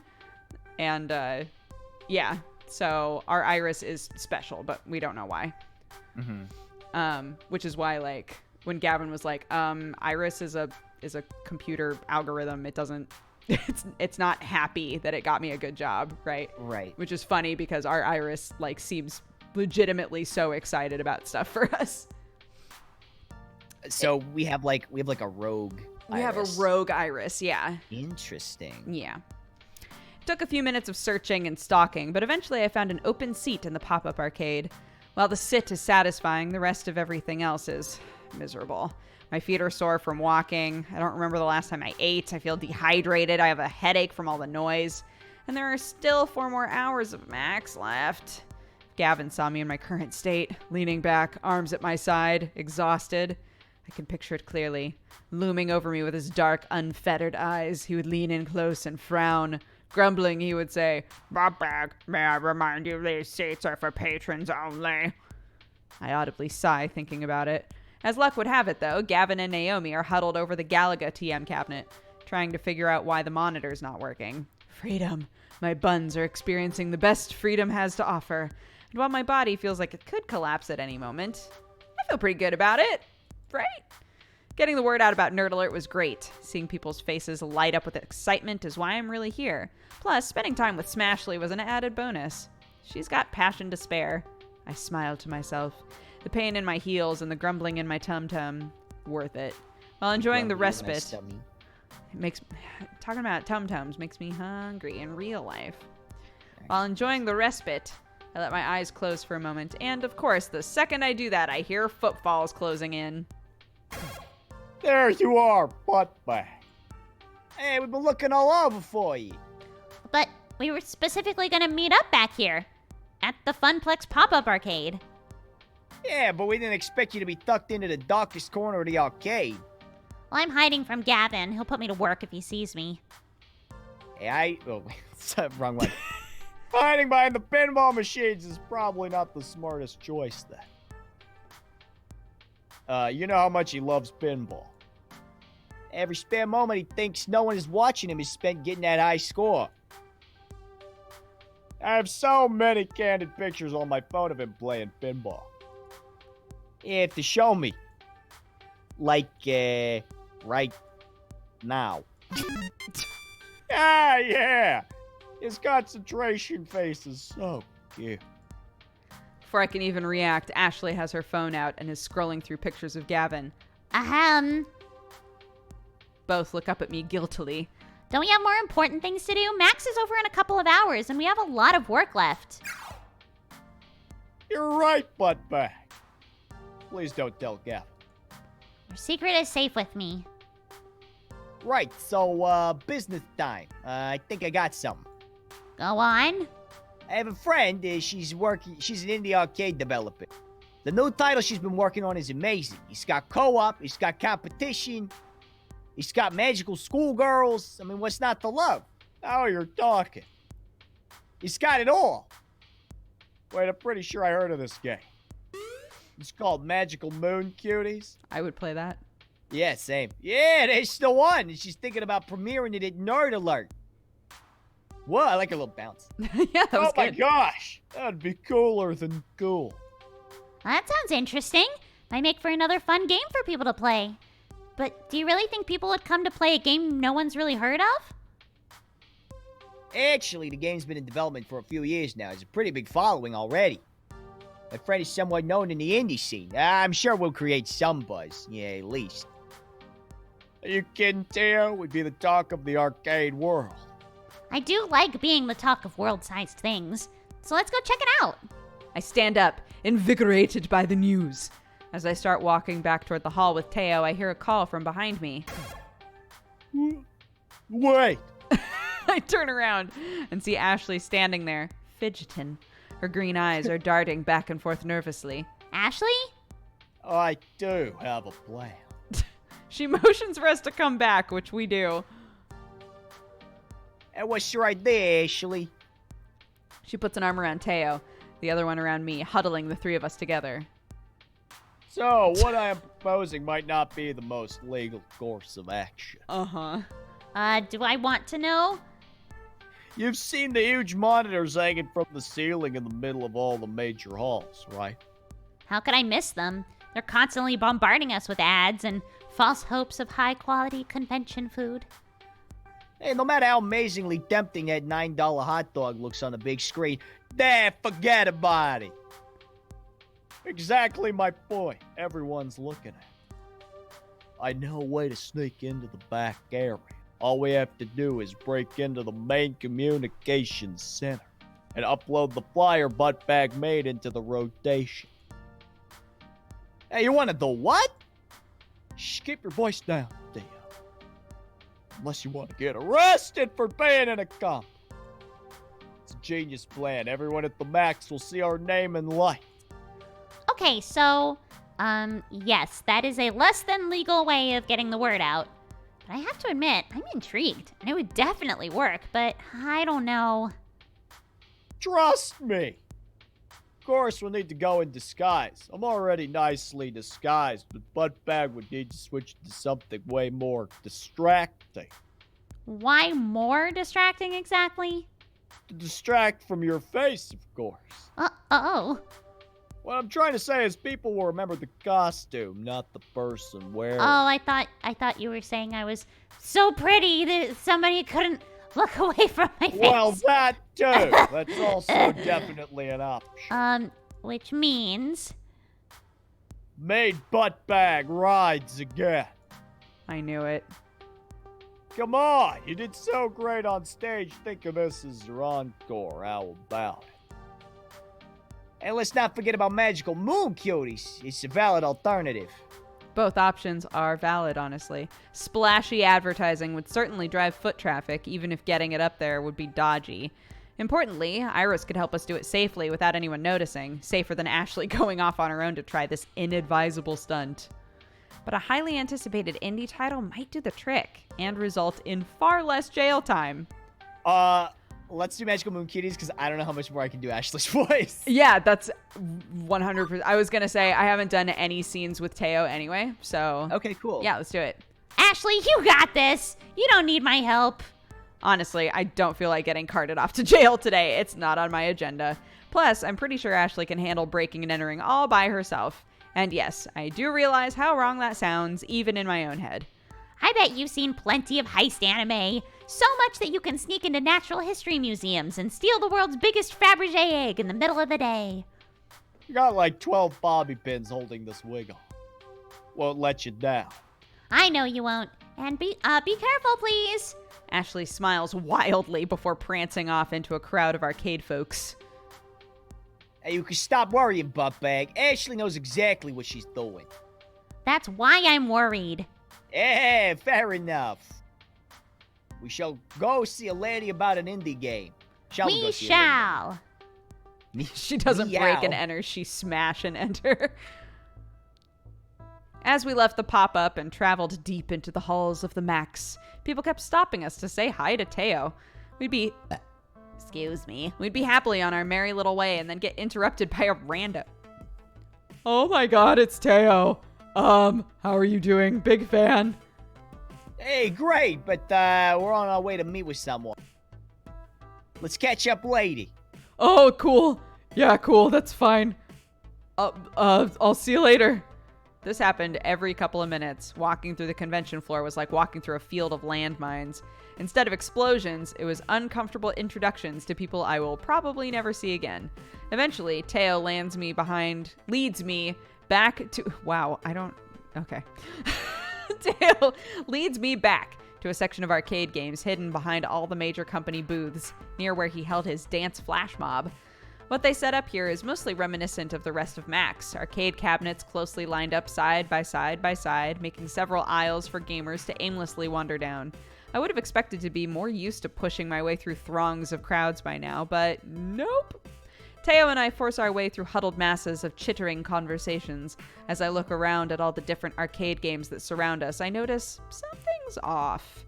There are 0 titles that I actually recognize. No Dig Dug TM, no Gauntlet TM, no Street Fighter TM, not even a hint of a pinball game. I'm getting concerned. Teo, where in Max are we? This is the Indie Mega Arcade. Well, originally they called it the Indie Mega Arcade Expo, but then IMAX sued them. Oh. Yeah, you don't want to mess with those guys. Yeah, what- big IMAX. What? I mean, that didn't really explain much to me. What are all these weird games? I understand nothing. If you'll hush those alluring lips of yours for a second. Yikes. Whoa, coming on a little strong there. That's what All I'm right, sorry saying. about There that. it is. That's his look. I wasn't lying about it. Whoa, Whoa. hey, bada bing. I'd be more than happy to explain. Okay, I'm hushing my supple lips now. Totally hushed. Now, where was I? Ah, yes, the Indie Mega Arcade is a huge area of mechs that showcases all the new and upcoming indie arcade games. Indie developers get a chance to show off their stuff, get useful feedback, and maybe get a few people interested in their game along the way. That's the dream of the indie dev, to make a game that people enjoy playing. Thank you. Sorry I had to bring these flashcards with me. Well, I really don't know much about the indie arcade scene, admittedly. Working at the Funplex offers me a crash course in arcade culture, but even with the education, it feels like every day I'm learning completely new aspects. It does make perfect sense to have an indie game scene. I just never realized it existed.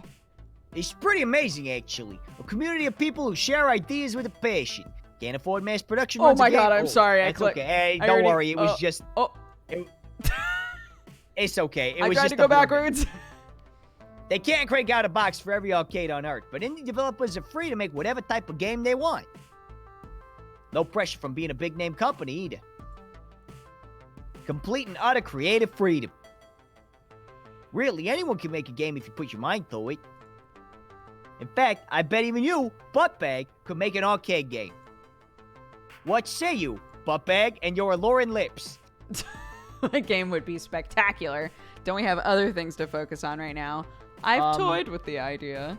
I've toyed with the idea. I have an idea for a wooden cup with a string and a ball attached. You try and get the cup in... Oh, yes, indubitably. Yes, you try and swing the ball and land it in the cup. I call it the ball and cup game. Oh, I see. Yes. Sorry, my baboo is crying. Oh, that's okay. Do you need to go take care of it? No, I think she'll be able to settle herself, but I'm going to keep one eyeball upon her. Ah, wonderful. Only one. Aren't we supposed to be doing other stuff? I can't deny. You got +1 law. Yeah. Logic, I think, is that one. I can't Oh. deny that when I was younger, I oft wondered about making my own game. But let's be real here. I don't have time for that now. Diving headfirst into a creative endeavor would be interesting, but I'll leave that to the professionals. Right now, focused on Nerd Alert. Starting another project on top of that just doesn't really make much sense.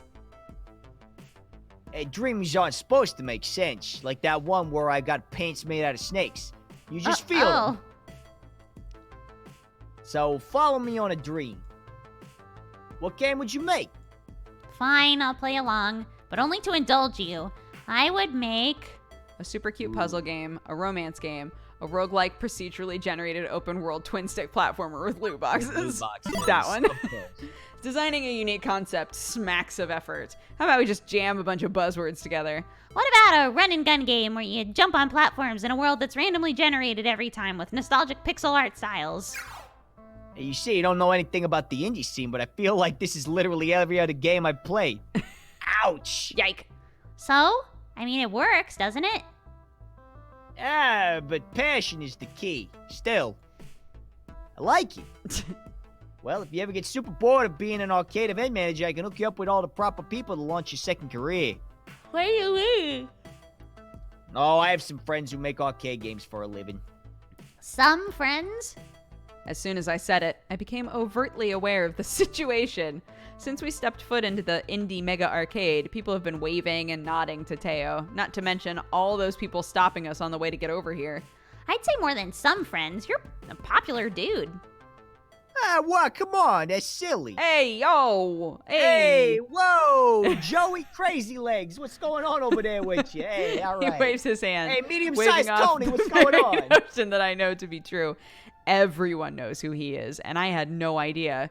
Teo's always been such a crowd pleaser at Showtime stage, but I guess his popularity spread to all facets of his life.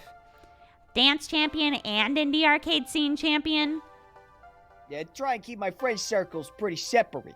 Sometimes it's not always perfect, and they tend to overlap. You know, like at Max. But hey, it's got upsides. All my friends are here. The biggest downside to Max is it's just so hard to see everyone. I never get to spend enough time with them, you know? I got friends here in the Mega Arcade. I got my Funplex crew. I got the dancing community. I just can't see them all. And when I can't see them, I feel like I let them down. I hate having to choose between them.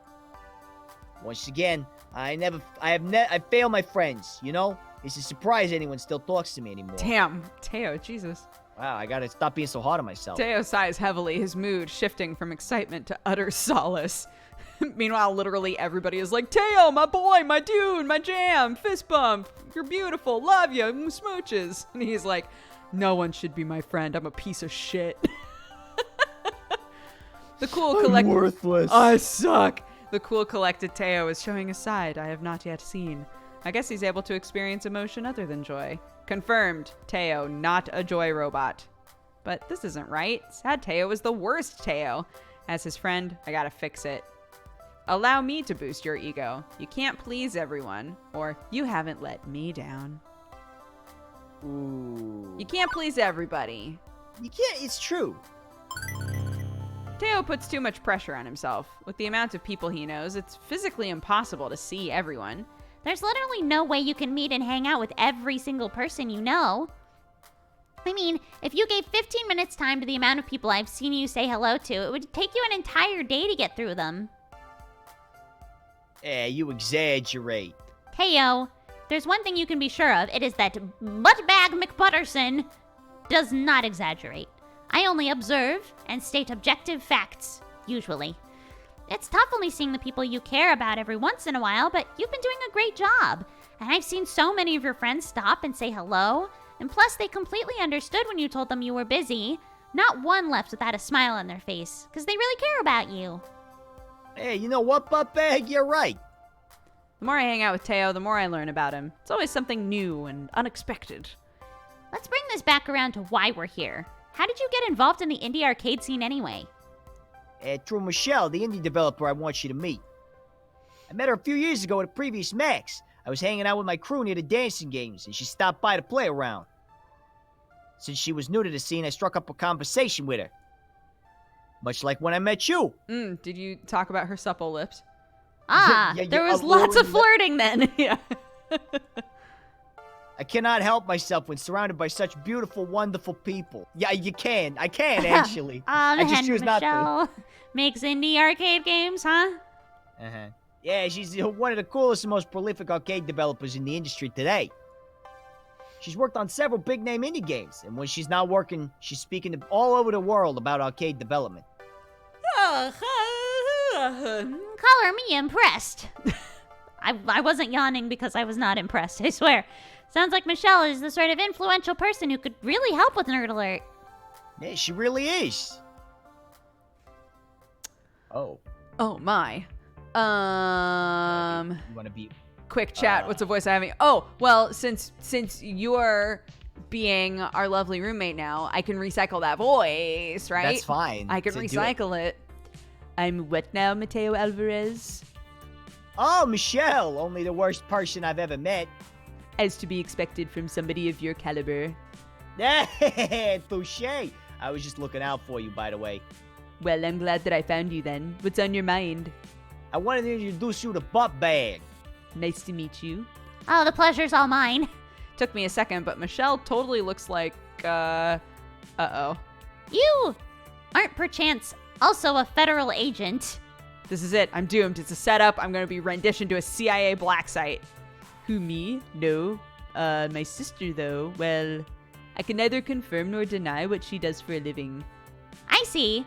Okay. Well, that makes sense. Gotcha. I'm gonna shut up now and focus on arcade stuff. Okay, so so in the last chapter, Yeah. when that game nearly killed us, FBI agents showed up and took the arcade cabinet away. Oh, no! Yeah. So, anyways. Okay, that makes sense. I'm gonna shut up now. Hey, I think what Buttbag is trying to say is that you seem to have a very confident and authoritative expression. That's all. Yep, that is exactly what I meant. Got it on the nose. Thanks, Teo. Sure, okay, yeah, let's go with that. Anyway, I spoke with Teo earlier in the day, and he told me that you have a business proposition, so consider me all ears. Hey, allow me to elaborate. Buttbag here is recently appointed as the event manager at the Funplex. Oh, congrats. What's the cute little mom and pop place where Teo gets his groove on? Oh, I would categorize it as more of a grandma and grandpa kind of arcade. It's not the fanciest one out there, but it's got a lot of heart, you know? Like an arcade. I like an arcade with a good heart. It reminds me of my youth. Good old days when you would walk to your home, away from home, quarter up, enjoy the company. Anyway, I'm digressing, getting swept up in memories. So tell me more about the proposal. And Buttbag is putting on a special event at the Funplex called Nerd Alert. It's a celebration of the arcade scene, if you will. Oh, I will. We're gonna have high score competitions, esports stuff. God, I'm really selling this. Esports stuff, mystery game reveals, all that shit. I'm gonna go all out. And Teo, I take it you're doing a dance event? Yeah, he is, but it would be great if we could add just one more thing to the list. Maybe the premiere of a new indie game. Le gasp, how could you possibly mean my game, Magical Moon Cuties? If you'll allow us the honor, yeah. Have I given you the elevator pitch yet? All I know is there are magical schoolgirls, and I am intrigued. Well, it's a competitive cooperative puzzle game. People have to work together to match all the magical orbs before their opponents can. So think 3-player magical drop TM, but with combo attacks. Everyone plays as a different adorable magical schoolgirl, hence the cuties part. Hey, that sounds better than the last time I heard it. Right? I am pretty excited to share Magical Moon Cuties to the world. I've mostly been doing some really selective demos for media outlets, but so far the general public hasn't been allowed to play it. So I'm looking for the perfect place and time to release it. Big publicity would mean I might land a manufacturing contract or a publisher, so I could do a wide release. Nerd Alert might be a good choice for that, but I'm going to need a little more convincing. What else have you got? Okay, Buttbag, don't blow this shit. Connected with Teo. It's all about the heart of the arcade. It's about the heart of... Hey, believe in the heart of the arcade. Believe in the heart of the arcade. Michelle had mentioned earlier she likes an arcade that has heart and soul. I should appeal to that. Well, you aren't going to find an arcade that has more spirit than Funplex. Everyone who frequents there, the employees, the patrons, they want nothing more than for this event to succeed. It's our chance to show the world our dreams. I mean, we've been pouring all of our combined energy into making Nerd Alert victorious. Teo, myself, all the staff, the gamers. With Magical Moon Cuties on our side, we can just bring even more heart to the affair. It's the perfect fit for the kind of friendly atmosphere that we want, bringing people together. Oh, you got me right in the feels, my dude. Plus, I really want to play Magical Moon Cuties, so... Fair enough. I was just sassing you anyway. After I discussed it with Teo, I already knew I was going to show Magical Moon Cuties at the Funplex. I love the enthusiasm, though. Oh, really? Really. I mean, it's either the Funplex or Deco's Palace, and while Deco is the heavyweight champion of the arcade world, it's just not really a good fit for my dreams. Oh, great! So it's settled? Hey, I think so. I know so. Magical Moon Cuties will have its first playable showing to the public at Nerd Alert. I'll haul my prototype cabinet over to your arcade the day before so that you can get it all set up. I'd appreciate you keeping it hidden until the event, though. Already bought a mystery concealing tarp for our rare game release. Heck, what's one more mystery concealing tarp between friends? This will be an event to remember. I'm thrilled. I can't wait to share the news with everybody. Buttbag, thank you for the support. I totally appreciate it. But I mean, we should be thanking you. Sorry to cut this convo up, but Michelle, your next interview is here. Mark from Hexagon. Mark, Hexagon, got it. It's so hard to keep track of all of the different media outlets who want to talk to me all the time. Buttbag, it's been great. My people will call your people, or whatever it is that they do these days. Expect your social media to explode later today. I don't think we can handle everything that's going on.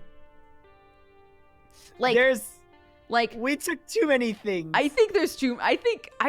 It's not a big arcade, man. It's not, do we plan on having a barbecue in the fucking parking lot or something? Because I don't know what we're gonna do with all of these people that are showing interest right now. Yeah, we have our hands in a lot of pie, right? Yeah. In a You- flash. You sound like what's her name from Daria. Why can't A? That's exactly the who fashion she's kid. modeled after. Okay, good. I'm so glad because I started to think about it. And I was like, why can't? Oh why my can't gosh, A be Queen. Queen Morgendorfer? Yeah. There you go. Morgendorfer. Fuck, I forgot that's their last name. Daria Morgendorfer. In a flash, Michelle wanders back into a crowd of people, her friend leading her to the next interview, leaving me standing in shock, unable to believe what had happened. A top indie designer premiering at my event? I imagined the adorable smiling faces of anime magical schoolgirls. I could practically hear them cheering me on. I knew everything would be okay. Oh, is this my life? Huh?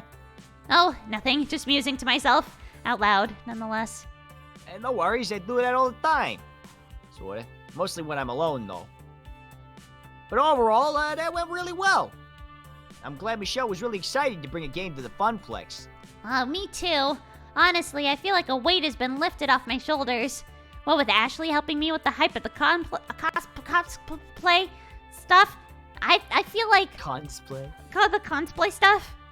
I feel like Nerd Alert is gonna be amazing. Hey, that's the spirit. I never doubted you for a second. I was about to reply with a really witty retort about doubting in time, but we were interrupted by the sounds of a bell chime. The hall will be closing in 30 minutes. Hey, is it over already? Hey, I was just getting started. I've barely seen anything yet. I could do this for at least another 4 hours. Can I need everybody to know I keep accidentally hovering the mouse right on his crotch, and when I It's notice it, okay. I become so uncomfortable that I pull it as far away from his crotch as possible. He's wearing joggers, so it's a big target area. It's just, I don't Yeah. know why it keeps happening.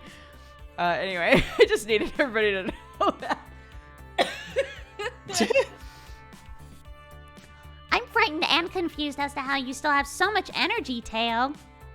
I amaze even myself sometimes. As for me, I am exhausted, allowing yawns to escape my mouth. Well, I'm pooped and ready to go home.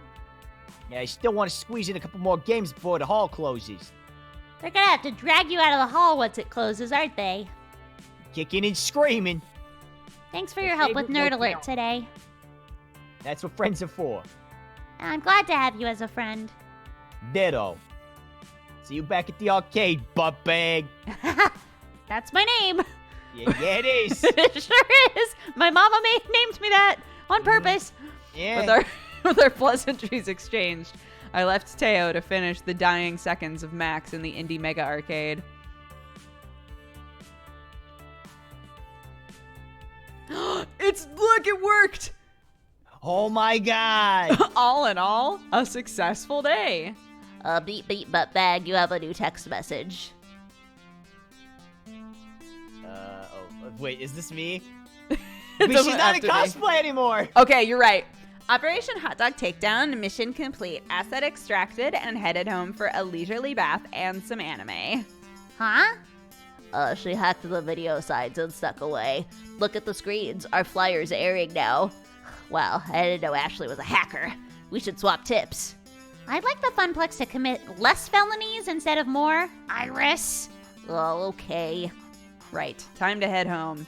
Promised I would meet Juniper just outside the main exit of the hall. That's exactly where I'm headed. The rush of fresh air hits me as I push the double glass doors open. It was nice, refreshing, and I had a much better smell than the one I had been around all day. It relieved all the stress built up. I didn't have to wait long until I saw Juniper. She bounced happily up to me. So, how was your first Max, buttbag? It was. Unforgettable. One thing is for sure, I'll never forget what happened today. So many memories, some good, some less than good, all burned deep inside my medial temporal lobe. I'll never fail to remember this day. As to be expected with a convention. Although in your case, you really outdid yourself and got smacked with 300% of what anyone else would have, yeah? How do you figure?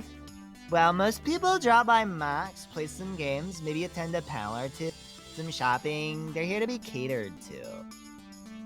You, on the other hand, were doing the catering. And like any good caterer, that means spinning plates and doing 12 different things at once. You found interesting ways to push Nerd Alert and promote the Funplex as a whole. You worked your butt off to do it. So rather than attending Max, you were Max. Whoa. It sure feels that way. I'm drained. I kinda envy you, you know? It sounds like you had great adventures today other than designing. I did... Hang on, I gotta sneeze. Yeah, that's okay. Take your time. No, never mind. You should try looking at the sun. Oh yeah, okay, hang on a second. No, that didn't work. Okay. You should try pressing on the spot underneath your nose. Hang on. Oh, that's weird. Oh, what the heck? Did It kinda worked? No, it okay, do it's gone anything? now. Okay, it's gone. anyway, sorry, what were you Yeah. saying? That's okay. I didn't do that much beyond playing a few games and buying cute t-shirts and stuff, but let me tell you, they are super cute t-shirts. I'm glad I could support you though, even if it was just, you know, like by doodling up a flyer.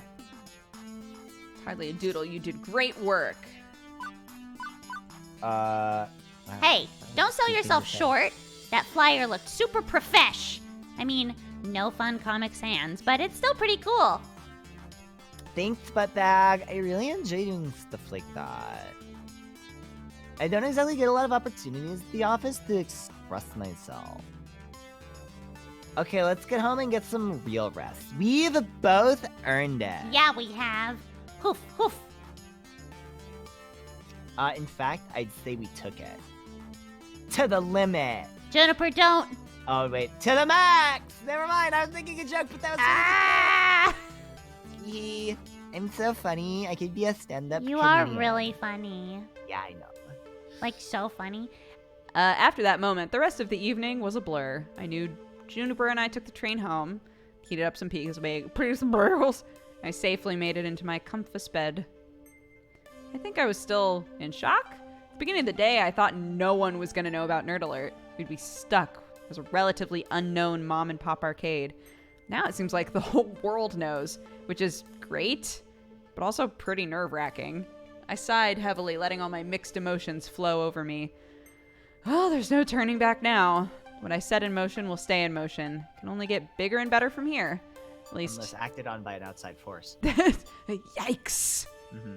I'm proud of what I accomplished today. Can't wait to tell everyone at the Funplex about all the cool things I did. I hope they're proud of me. And before I know it, Nerd Alert will be upon us. Ooh! Oh! You've cleared level 3! Looks like you're really hitting it off with Naomi. Oh, still. Okay. Oh, wow. But we hit it We off got with some Smashly. points with Smashly. Yeah. Great. You're Nice, proving dude. to be a gentle, sweet, and compassionate soul. That's right. Hell That's yeah, we are. right. Also, you scored 11,250 points. Go for the high score. Actually, I don't know what the high score is, but go for it anyway. Do you want to save your game? Yes, I do. Beep. Oh, yeah. Yes, I do. How are you doing on time? Do you need to go or? Good. Could we take a quick break? Yeah, absolutely. Okay, cool. Yeah. Just a second. I will be right back. I No, have it's to make a fine. Well, really fast I'll phone call. I'll just like go to BRB and we can all go pee and everything. Okay, sounds good. I'll be right back. Okay. All right, y'all. Do your thing. We'll be back in just a sec. Okay, I'm back. What's up? I got cheese sticks. What's up, y'all? I got cheese sticks. How are we all doing? Hi, Sherlock. How are you, buddy? Mwah. This is Sherlock. You can't see him. He's a blend in with the darkness sort of cat. Hello. Hello. I'm back. Hello. Welcome back. Hey, thanks. Octo where? Octo here. Octo here. Octo. I'm here. Pimpu. Yeah, that's me. Well, please. Octo's just fine. I made that tweet that was like, whenever anybody calls me Octopimp, I feel like it's my grandma saying my whole name. Trouble. That makes sense, yeah. Pretty much everybody calls you Octo. Yeah. Mr. Pimp. Oh, please. Pimpus Maximus. Please. Please. Pa. How far are you in, like, catching up on Final Fantasy XIV stuff? I'm caught up. Really? I'm 100% caught up. Nice. I did the main story quest. I did the Four Lords. I did the 24-man Rabanastre stuff. And now I'm just working on getting a Pedigree 9 Chocobo. Amazing. Yeah. So, yeah. Sick. I know. I'm really enjoying it a lot. I actually have been having a lot. Good. I'm so glad. That's better than, like, slogging through and being like, oh, I'm sure it'll be worth it. Yeah, I was freaking out during the whole, like, diplomacy cutscene. You know that one?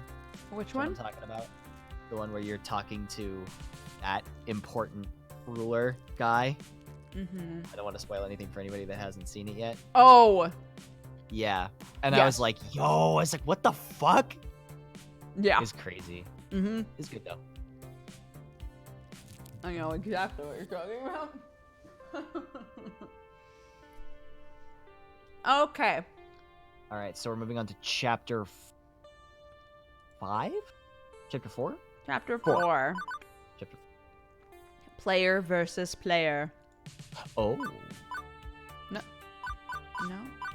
Oh, right. Okay.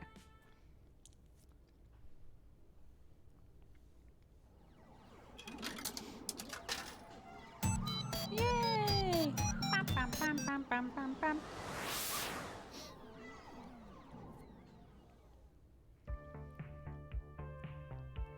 It is the future year 20XX. And this is my hour. Max has come and gone. We're hoping a good number of folks we reached out to there will be here today at my big event. Nerd alert, a make or break moment for me. My chance to put the Funplex on the map. My chance to make something more of this job than a 9-to-5 vacuuming the carpet and looking for missing ski balls. My chance to prove to myself that I can do this. Everybody's counting on me to bring in the customers and keep them coming back for more. Without that, we're constantly at risk of the Funplex shutting down. So, like, no pressure or anything. Here I am, psyching myself up, watching the clock. Once the little hand hits the 10 and the big hand hits the 12, nerd alert is a go. I don't want to be nervous. I don't want to be freaking out like I was at Max. I want to face this with confidence, but, well, sadly, I'm me and not somebody else, and those old instincts to assume everything's gonna go really wrong, those feelings are still hanging on. Well, it's almost time to go. You ready? No. Yeehaw! What is this? Yeehaw! Yeehaw, partner! Yeehaw! It's good. I like that. No? Yes? You know what? Yeah, yes. Even if it's no. Relax. You're a people person. Go out there and be a person of the people. I'll be behind you every step of the way. I thought you were planning to hide in your workshop. Well, I mean, turn your back to the door, and I'm technically behind you. And drop by now and then to keep me company, maybe. But definitely focus on the event, because it's your big day, so, I don't know, good luck? Okay, 10 o'clock, time to do this. You can do this. Whew. You know what? Even if a family curse makes you fail miserably and crash and burn, at least you can say you took an honest whack at it. You'll never succeed if you don't at least take a few whacks. And with that settled, I pushed through the door and out into the arcade. Yeet it or haw it. I hate this. Let's be honest, we'll probably get like a dozen randos. No big deal, right? It is not a dozen randos. It is considerably more than a dozen randos. Whew. Why am I panicking? It's a good problem. We wanted a big crowd. Okay, more folks to wrangle, but I can do this. I can do this. I step out in front of the crowd, waving for attention. I chose orange on every color option, if that wasn't obvious. Hey everyone. I briefly look down to make sure I'm wearing pants, unlike my nightmares about public speaking. Welcome everyone to Nerd Alert at Francine's Arcade Funplex. We've got some awesome things in store for you today. I'll go over the basics, and then we can get the party started. Okay, so first, token machines will be spitting out extra tokens when you buy $5 or more, so make the most of it. The second, Fist of Discomfort tournament. We're streaming it live on Queen Bee's channel, so sign-ups are at the prize desk. See the giant pink flamingo for details. That's Smashley. Third, a high score contest for nearly every other game in the arcade. So register your 3-letter initials with Gavin at the desk to join. And whoever holds the top score at the end of the day gets a trophy and tokens. So we're planning a monthly high score challenge leaderboard. So let's get that started. Anyway, fourth, for those of you participating in the cosplay contest, your outfits look great. Check in with Ashley about the details. And fifth, I can confirm the rumors that we will have Magical Moon Cuties playable on the floor today. The Funplex is home to the indies. Finally, in a few minutes, I'll be revealing our new rare game. Only a few prototypes were ever made, and today you'll get to play one. All of those things were on the flyers and the promotional website and so on, meaning the point-by-point is redundant. They're ready to go. But I should pump the crowd up a bit, get them excited. Can't half-ass it. Oh, intense identity situation detected. Okay, so, in an intense identity situation, we have to choose the answer that is best suited to the stats that we have. Okay, well, gamers rise up. And our app crosses out 2 of them that we would fail at. Gamers, yeah, it's time we to are get that. gamers. Gamers, rise get that up. bread. You have my respect and gratitude. Thank you for coming. Or a veteran or newbie alike. I hope you all have a lot of fun and make new friends. That's the one I Yeah. The Funplex is meant to be fun for all. Casual gamer or core gamer, young, old, retro, modern. We want everyone to have a blast. Even if you don't walk away with a trophy, you'll be walking out of here with memories of time well spent with great games and the great people that you'll meet today. So, anything we can do to make sure that you're having fun, just let us know, and we hope you come back to the Funplex again to recapture the magic moments you'll experience today. On behalf of the Funplex, thank you for joining us at Nerd Alert, and now let's get gaming. Oh yeah, crushed it. Right, okay, time to reveal our new rare game and get the show underway. Gavin and Naomi wheel the tarp-covered game out from the back room. Excitement builds in the crowd as it's pushed into place.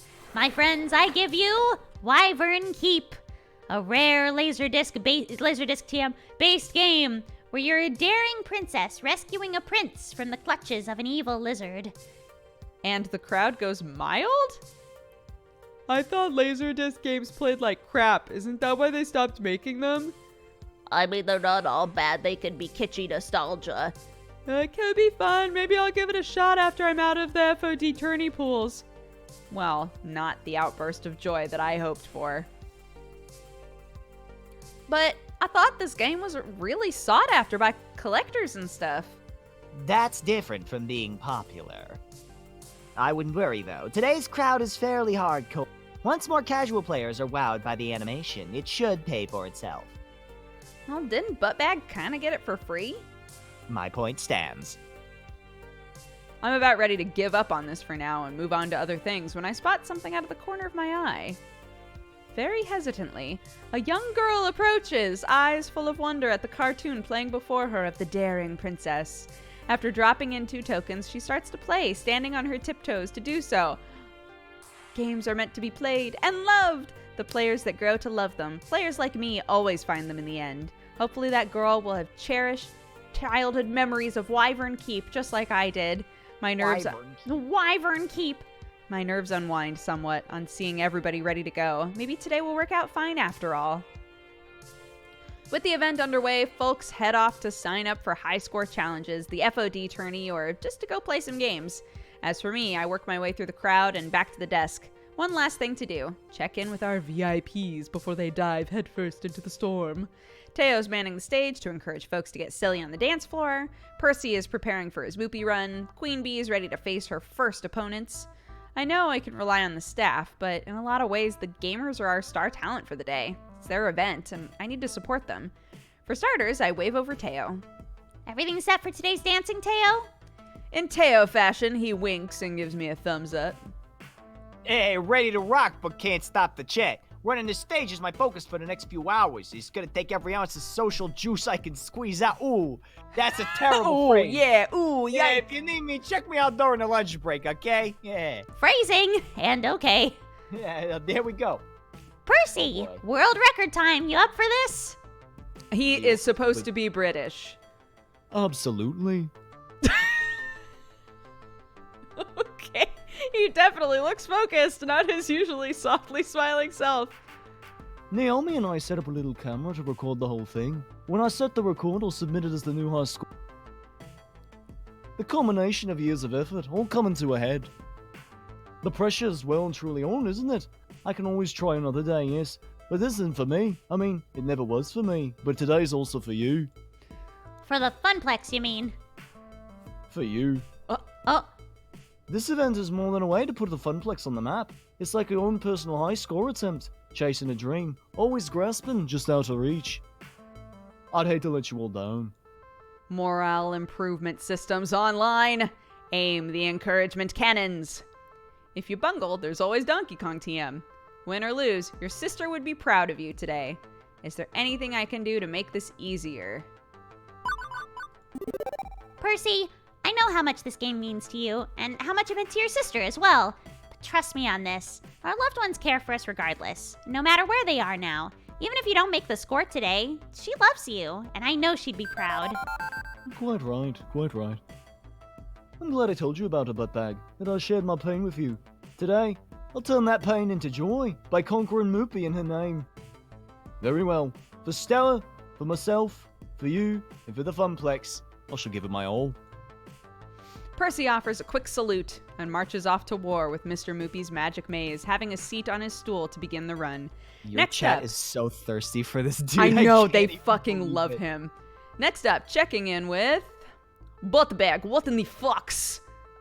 Hey, ready for the tournament? No, I am not ready in the slightest. Not for this, not for him. With a subtle head nod, she indicates a fairly nondescript fellow with a t-shirt and jeans, standard gamer gear. There's an unusual gamer gear. There's an unusual design on the back of his jacket, like some wide-eyed fanged oni. This is a local event. Funplex regulars, city scrubs, and a bunch of cosplay otaku from Mex. Yeah? I mean, yes, that is what this is. Then why the fucks is the demon here? The who? Known on Western Shores as the Demon and in his home country of Japan as Kami, he's the top-rated Fist of Discomfort player in the world. As for your question, Miss B, I invited him. What? You asked me to handle invitations for the tournament, and as part of my helpful assistance in setting up Nerd Alert. Honestly, I was surprised he accepted my invitation, because all the other top-rated pros turned it down. He even flew here from Japan on his own dime. Yen. Isn't that nice of him?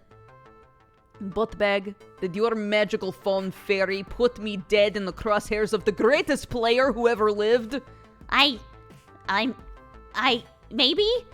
Yes? We'll go with yes. Sorry? I am so fucked. I am so completely fucked. Queen Bee can't be losing morale now. I can't have my friend so frantic over this. Plus, this is one of the main events. When she's in top fighting form, she's an all-star entertainer. I gotta pump her up. Queen Bee, kick his ass! Kick his. I imagine that whispered. Kick his ass. As Queen Bee wrings her hands and chews her lip, I lock eyes with her. Queen Bee, Yes? destroy him! This is your shot at taking down the demon. Fate dropped this in your lap, and now you get to do what you do best. Fucking own it! She squeaks out a smile. It's not her usual radiantly confident grin. Thanks, kid. I will give it a shot. As she marches off to join the tournament, I'm getting a sinking feeling. Did I make a mistake? My calculations estimated that having a top player would bring in at least 150% more attendance. I mean, I was just trying to help this event be the best it could be. You did fine. She's trying her best. She is. Don't worry about it. I asked you to invite star players that would hype the event to the moon, and that's exactly what you did. And even if the demon beats Queen Bee, well, the Funplex wins. Oh, even so, I feel kind of bad. I But- wonder if the secret date option is to date Iris. Like, Oh, maybe. I full think on her style. I think either you can date Iris, maybe, Or you can date Francine, the old lady that runs the arcade. You still haven't met her. She's great. No, She's a kook. not yet. It's good that I feel bad, right? That I'm not making a purely quantitative analysis of the situation. I mean, humans are rarely purely quantitative. Exactly. That, oddly enough, cheers her up a bit. Right, that's everybody squared away. For the next few hours, it's Flora Attendant Buttbag on duty, making sure Nerd Alert soars like an eagle, rather than a turkey. Whoever wins, we also win. It's true. By and large, the event runs itself, or rather, Teo, Ashley, Gavin, and Naomi just keep it rolling. My job is to troubleshoot, and boy howdy is there trouble to shoot. Oh, here we go. Not 1 hour in, and we've got problems. Even if they aren't major ones, I don't want even minor problems to mess up this event. Not even one glass of spilled milk. My stress level is so high I might start bawling at the sight of it. Beep beep butt bag, can I be of assistance? I want to make things up to you after the snafu. Currently, I'm detecting 3 problems for you to solve. Someone is beating up a cabinet, a player is loudly cursing at a game, and a crowd is milling around the vending machines. As floor attendant and event manager, it is my duty to make things right. The crowd's already on edge from all the high-stakes competition. But where do I start? Can't have people punching cabinets, swearing up a storm's a problem around the kids, and sharks are circling the snack machines. You can't have people punching the cabinets because they're gonna learn how to curse anyway. That doesn't matter. It's true. I agree. I think that this is you know the what? biggest problem. I guarantee you they curse already anyway. Oh, this gamer. Attack! This gamer is busy smacking the side of a Wild Rider cabinet. Fake plastic motorcycle handles on the front of the game rattle each time. It's all you, man. No, no, no! This can't be happening! Sir, you are not allowed to hit the games. Plus, if Naomi saw this, he would be excommunicated. Oh, you're that gal I got mad at when that fat dude wouldn't stop playing Whoopie, right? Sorry. I got anger issues. I'm trying to work on it, but, look at this. Of all the rotten luck. I got the top lap score. I did it, and now the game's frozen. Right after crossing the finish line. Honestly, I'm not surprised. Wild Rider is one of our most problematic games. Constantly freezing or going splat, Naomi fixes it like once a week. It was made in the early 2000Xs with janky, low polys and low production values as a whole. I'm sorry for hitting the game. I guess I was pretty stupid of me. Is there anything you can do to help me keep my score? I've got a real shot at winning this one. This guy rubs me the wrong way, but he seems sincere about his apology. And he's a paying customer today, despite claiming he would leave forever. So, I should keep that ball rolling. Well, let's see. We should probably check in with Naomi. Yeah. Okay, hang on. I'm gonna check with our technician and see if there's anything we can do to recover the game. I already texted Naomi for you. Oh, okay, well, thank you. Naomi comes charging out of her workshop, looking perturbed. Yeehaw! Naomi comes yeeting out of her workshop. With a cowboy hat on. Wild Rider again?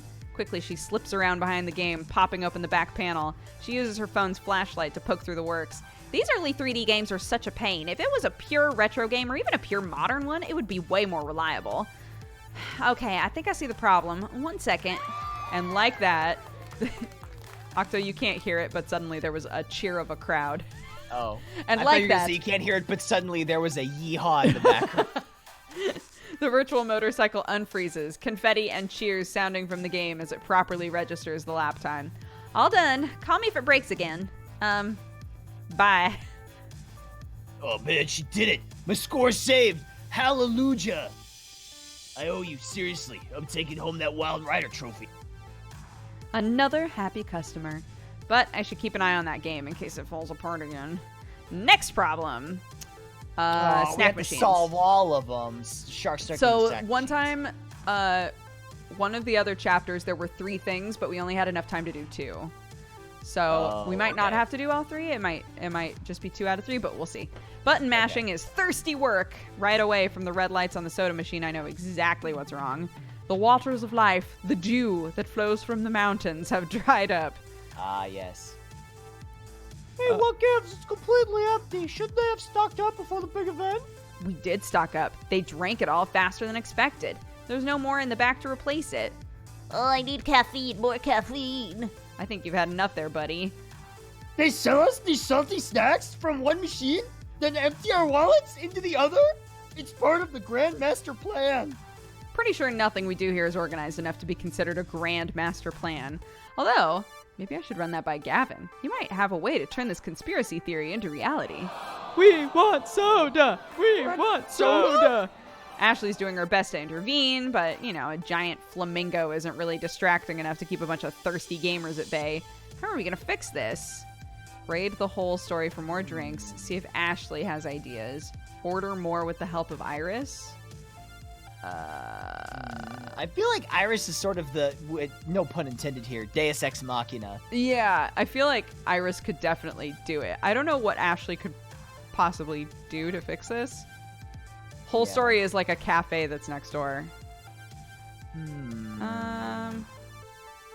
What do you think? What are you thinking here? Let's go to Whole Story because it's run by adorable gay dads. I want to see if they let us talk to them. Hell yeah. We don't have enough stock for this rabid crowd. Time to loot and pillage our neighbors in proud Viking tradition. I carefully slip around the crowd and out the door, trying not to be noticed. Fortunately, the morning crowd at Whole Story largely consists of avid readers, not soda addicts. I quickly rush to the counter, putting my best sad puppy face into play. You can be either one. I did terrible on both of their voices. Okay. Oh my god. I love their look. Me too. Aren't they cuties? Yes. What bag? Taking an early lunch. To what do we owe this pleasure? Great. He's both of them. Guys, you gotta help me! I'm desperate. Can I buy any cans of soda that you've got lying around? Oh, I get it. Run on your vending machine. You gotta keep those gamers well lubricated with sugary, syrupy soda. Has anybody nailed what this is a reference to? They have. Great. You thinking what I'm thinking, Matt? Oh, I think so. Go ahead and take a few cases, Buttbag. The house. Seriously? We're neighbors. We of the Twin Pines Mall must stand side by side in this world. Oh my god, you two are the best. I'll make it up to you by buying enough donuts to give myself diabetes. It wouldn't kill you to have a healthy sandwich or two when you pop by, Buttbag. Even the pastries are perfection. Here, let me help you. Matt leaves his post to help me haul a bunch of soda cases next door. Oh, that worked out so great. On entering with armloads of aluminum cans, the crowd goes wild. A few of the friendly ones step right up to help us carry the boxes in, setting them up in the snack area. Soon, we got the whole load transferred. Matt offers a quick salute before returning to his cafe. Crisis averted. Glad we've got some helpful neighbors. Now, what's next? Wait a second. As I loop back around to the center of the room, I can't help but notice two things. Percy is looking oddly irate, and Queen Bee is missing. My instinct says I should tend to our VIPs, first and foremost. I don't think I can cover both of them in time, but I could help out at least one of them, even if it leaves the last of those crowd problems twisting in the wind. I don't know. This is triage. Where should I focus? Oh boy. What do you want to do? I mean, if we did Queen Bee, they might let the dragon or the daemon or whatever his name is. He might, Akuma. Yeah, Akuma might talk, Mm-hmm. and you could be Akuma. I mean, it's up to you. But you know what chat wants. I know, but we're not gonna go talk to Percy. Oh, I'm sad now. Sorry, Percy, you're cute. We're approaching lunchtime. Maybe she's off getting food, but I'm not so sure. Queen Bee, I know, would be watching the tournament pools, studying her opponents. Heck, I've seen her pack protein bars for a quick lunch rather than walk away from FOD. I decide to check in with Gavin, who has an eagle's eye view of the entire event from his perch at the prize desk. Hey, Gavin, I was wondering where She's in the employee break room. Queen Bee is. Okay. Honestly, kind of surprised you let her in there. It's crowded in here, and one less anxiety probably healthy for the event. If you'll excuse me, I've got scores to tally. Best of luck. Okay, well, I guess that answers that. Weaving through the crowd, I make my way to Employee X's only door. I scratched out the apostrophe last week. Get it? I've been noticing a lot of penguin paraphernalia. in Yeah, the me background. too, actually. Yeah. Sure enough, Queen Bee is here, thumbing through her social media feeds. Hey, QB. Oh, hey, kid. So, sup? Oh, not much, really. Just wondering what I'm going to do after L7 boots me from the team. I lose all my subscribers, I'm lying downtrodden in the esports gutter begging for token. So not much, really. What, because of the demon? One loss, especially to the best player in the world, that can't possibly torpedo your whole career. Queen Bee sighs, locking her phone and tucking it away, her face wrought with trepidation. Look, kid, there are things about L7 I don't talk about, some really fucked up things. And it's not just the pressure to perform, it is pressure to perform perfect at every second of my career. Expectations beyond the norm, beyond what anyone else on my team has to deal with. Simply put, I'm a woman in esports, and this is what changes everything. Sorry to hear that. Is someone giving you trouble? Aren't we all equal in gaming? It's just button tapping.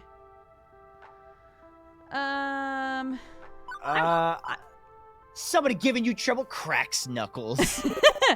Oh, Queen Bee, I'm sorry to hear that. If someone on your team is making your life miserable... What? No more misery than what I have to deal with on the daily from persistent internet troll. The shit I get from my team is way more subtle than that, but it stings way more than the normal barb. Do you know why L7 signed me in the first place? I am their mascot, the only lady on a male-dominated team.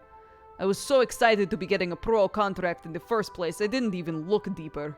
You know, I really should have looked. If I did, I would have noticed their history.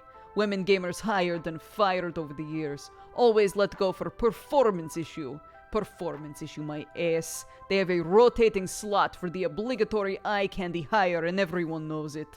And now, I'm starting to hear rumblings about my performance. It's like I'm getting too old. It's time to trade in for younger, hotter esports star. It's not like any of this is in writing. No, they never say why it happened. It's to avoid the legal system, obviously. They blame the gamer every time. Poor performance. Well, as plain as the nose on face. Instinctively, I go cross-eyed, trying to look at my own nose. Everybody do it! Wasn't that nice? We all did it. Maybe not my nose. Mine is a work of sublime beauty, crafted by the gods themselves. You know, this kind of shit happens all the time in esports. Montages, interviews, always focus on me being a woman, not on my skills as a gamer. I mean, it's not just esports. Soaked into the entire fucking gaming culture. Women, LGBT, POC, minority, people with disability. Everyone who's not the industry's marketing target has to work extra hard to get where they want to be. Get treated like shit along the way.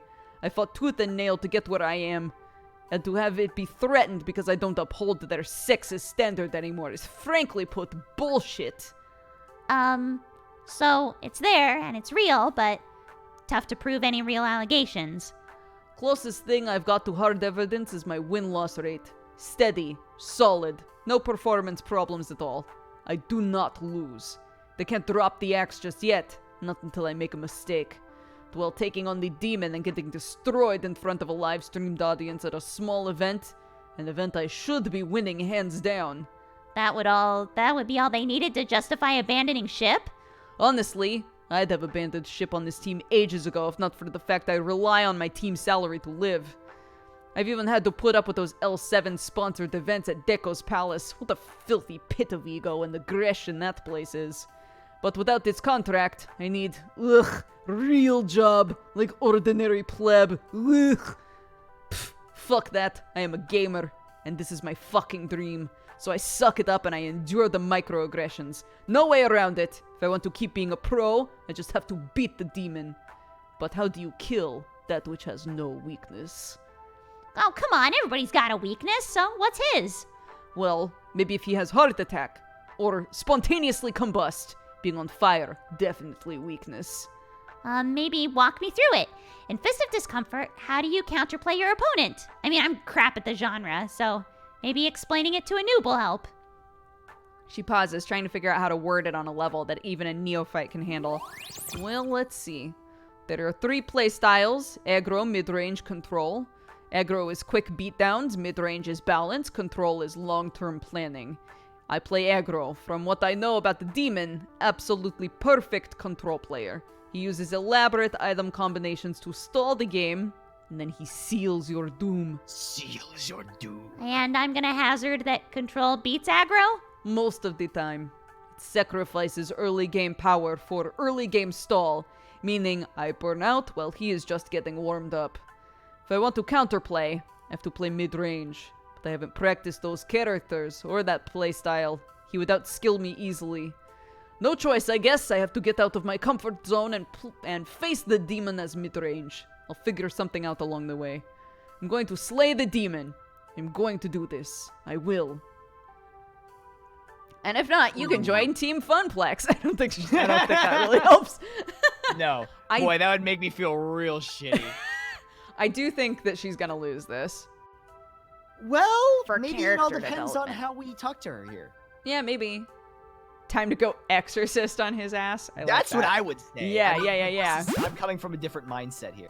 Then I think it's time to load up on holy water and crossbows and purge this entity from our sacred funplex. Now we are talking. Let's put L7 aside. Even if I win this battle, I'm leaving them in my wake. But here and now, it's time to focus on the fight. Hey, kid. Thanks. This helped. I mean, I'm still very likely doomed, but I feel better about my doom as a whole. You will be there for finals later on.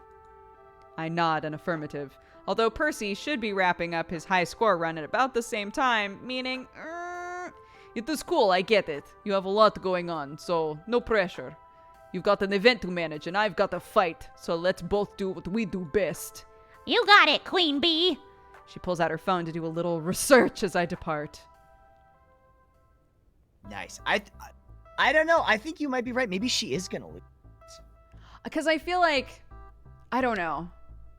For that storyline, I don't know. Half of Nerd Alert is in the can. Have to go. I've been running myself ragged trying to catch every little problem. There's still plenty left to do, but no sense not practicing some self-care. Time to get my lunch on, and while a nice quiet moment to myself would probably help, what would help more would be a smidge of social interaction beyond crisis management. Percy and Queen Bee are obviously tied up in their own affairs, but everyone else is open. Who could I lean on in my time of need? You choose. Oh. Yeehaw, partner. Yeehaw, partner. Naomi's been hiding away in her workshop all day, coming out only for spot repairs on games. I'll go see if she wants to hit the whole story or something for lunch. I turn the handle to the wide double doors of her workspace and step inside.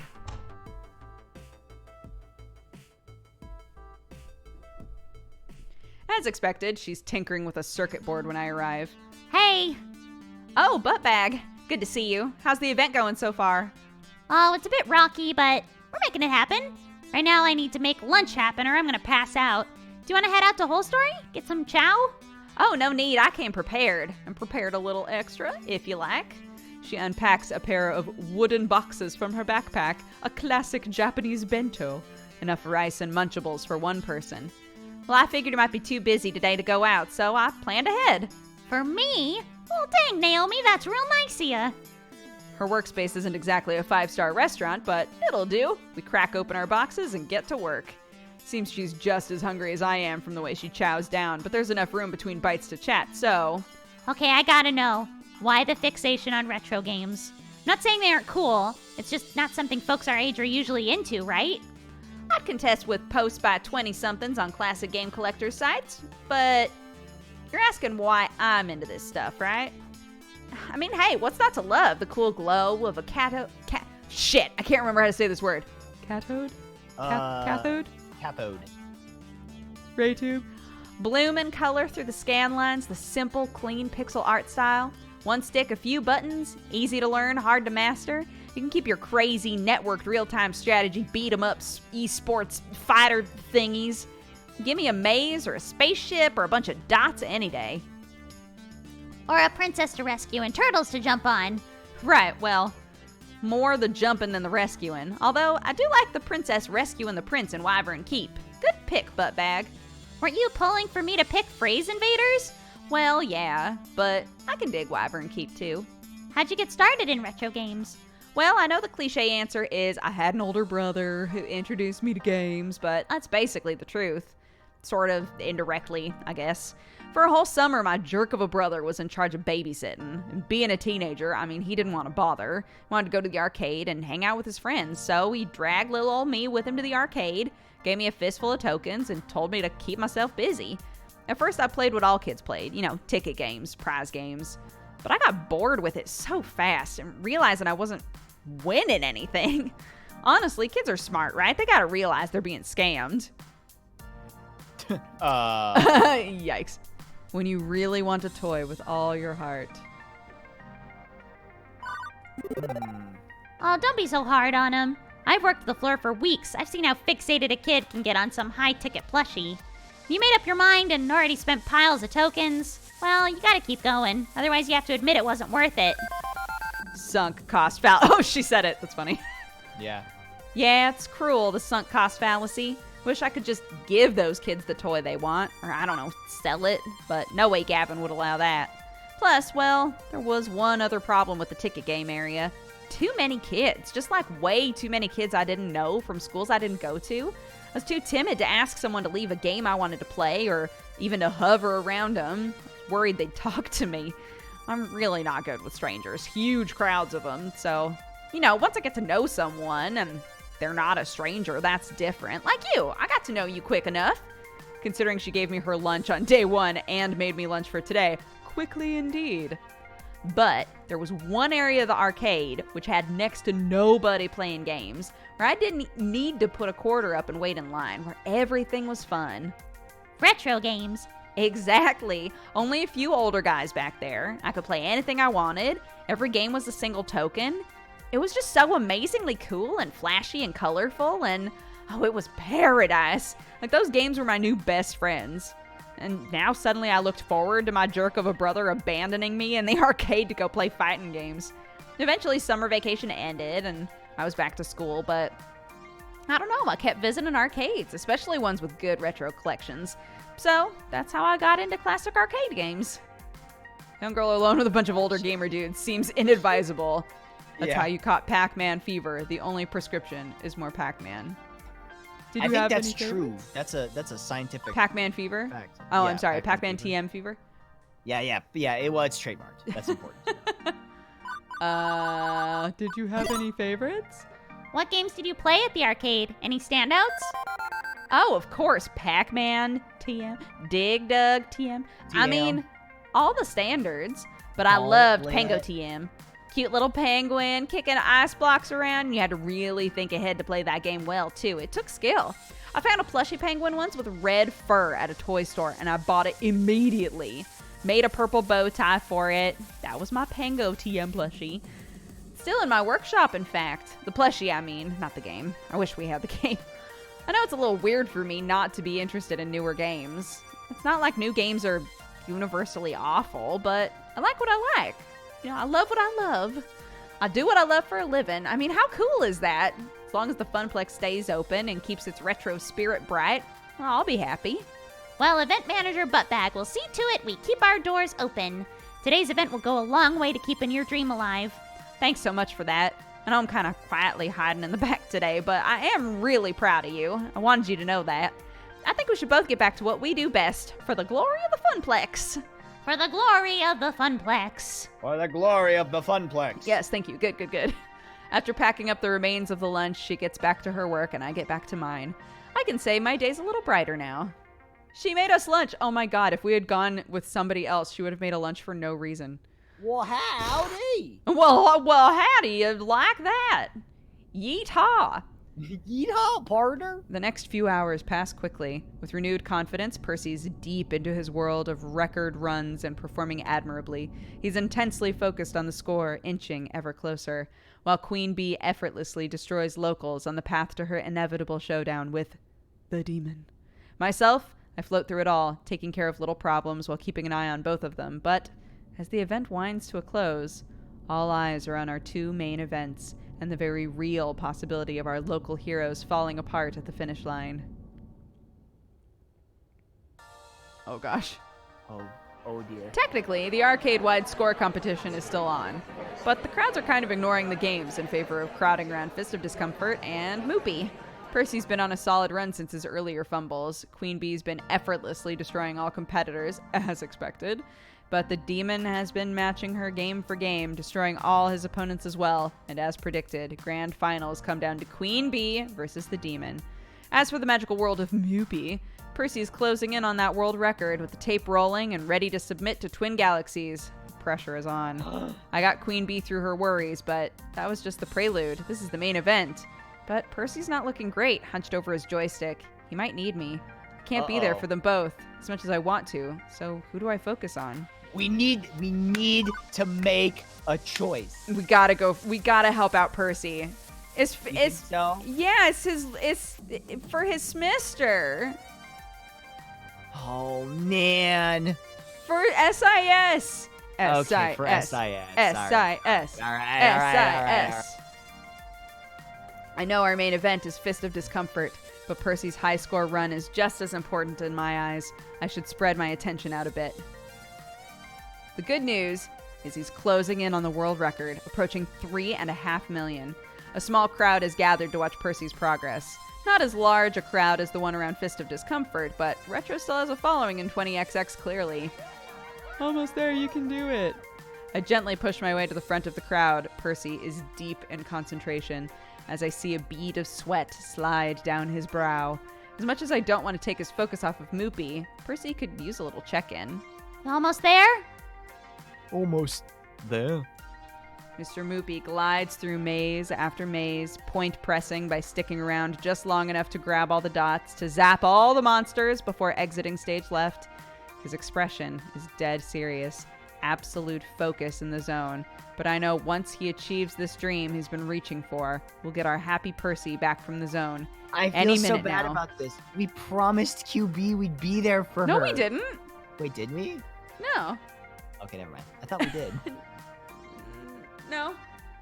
Okay, never mind. She Maybe was I like- imagined it. She was like, you should come watch us. And in our heads, we were like, oh, I'd love to, but there's a lot going on. And then she was like, hey, I get it. You do your thing, I'll do my thing, and then we'll meet up as badasses later.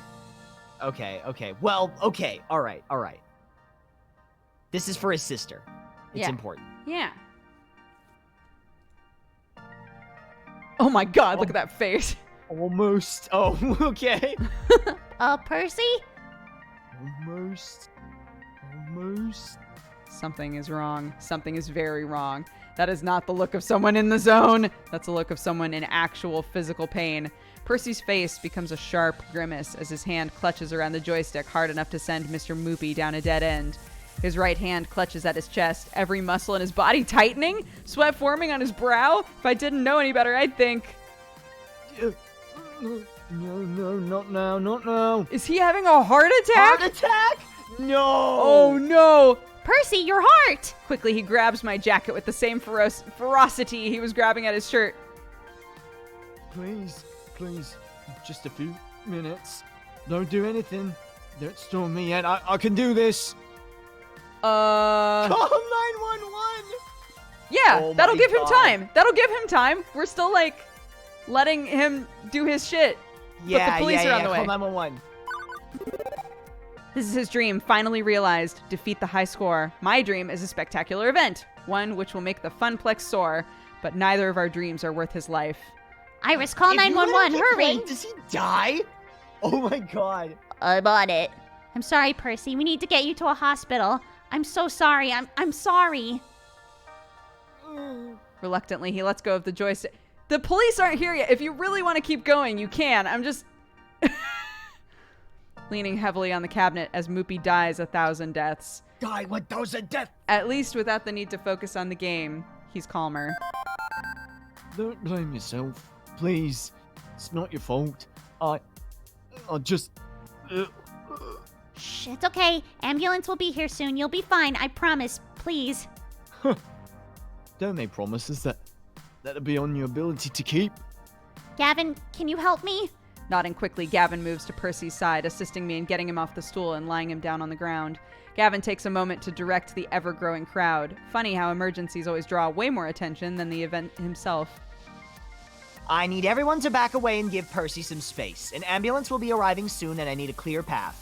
The crowd murmurs, some of them feeling uncomfortable, wandering off to the Fist of Discomfort finals, which are clearly wrapping up from the sound of it.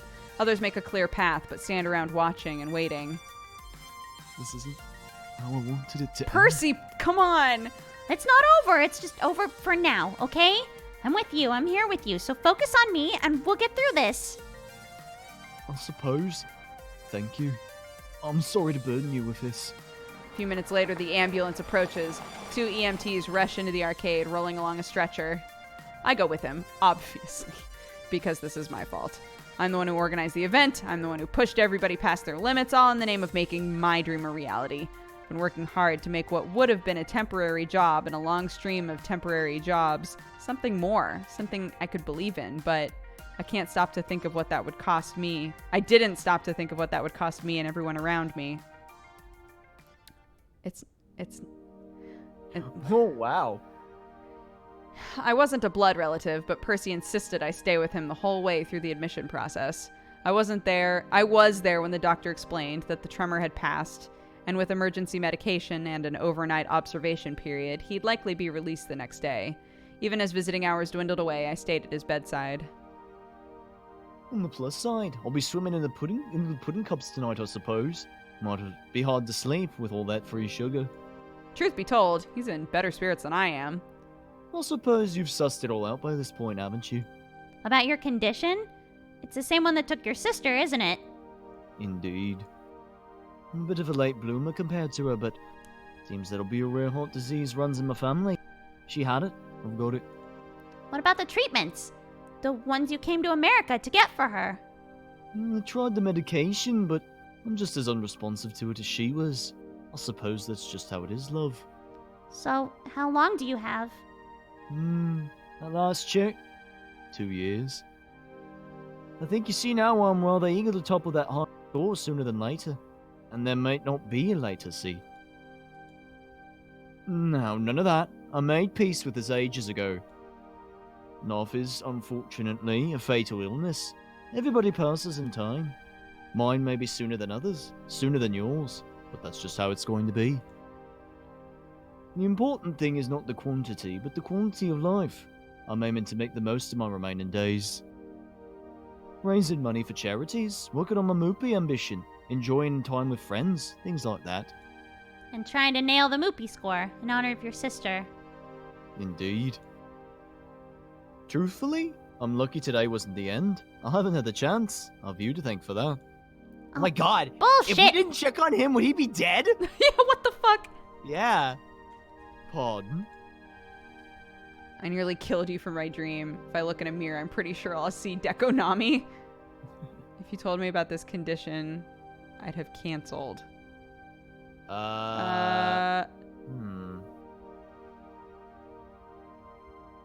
What do you think? I know that this is how our character feels, but I think that's, like, unfair to ourselves. What would Buttbag say? What would Buttbag say? I think I nearly killed you for... Well, no, because we know it's not our fault. Yeah. We, Octo and Dukes, we know Yeah, that it's not our we fault. know. I You guess this... Make the call.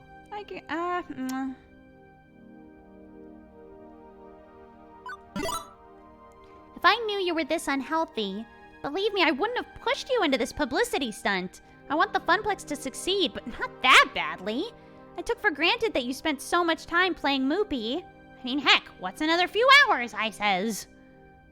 No, you don't get full responsibility for this. As noted, I didn't tell you. I should have, and that's on me. I agreed to help you with Nerd Alert, and that was my choice. I knew that high pressure couldn't do this, and I did it for you. I did it anyway, for you, and for me. You know why it's so important to me. You know why I'd ignore even my doctor's orders and carry on.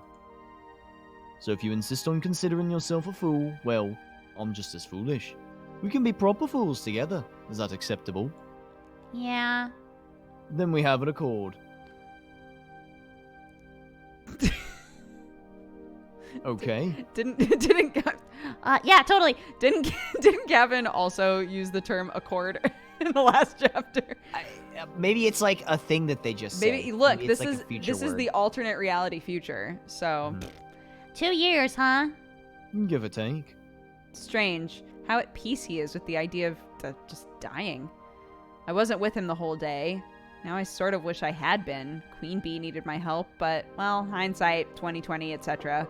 Before I could say another word, there's a sharp knock at the door, which then immediately opens. I thought that said intimately opens. Holy shit! Purr, what the fuck happened? They told me your heart exploded or something. Also, hi. Hi? Ah, Queen Bee. How'd the tournament go? Afraid I was a bit occupied at the moment. Couldn't watch the finals. Oh, who fucking cares? I do. I just said so, yes?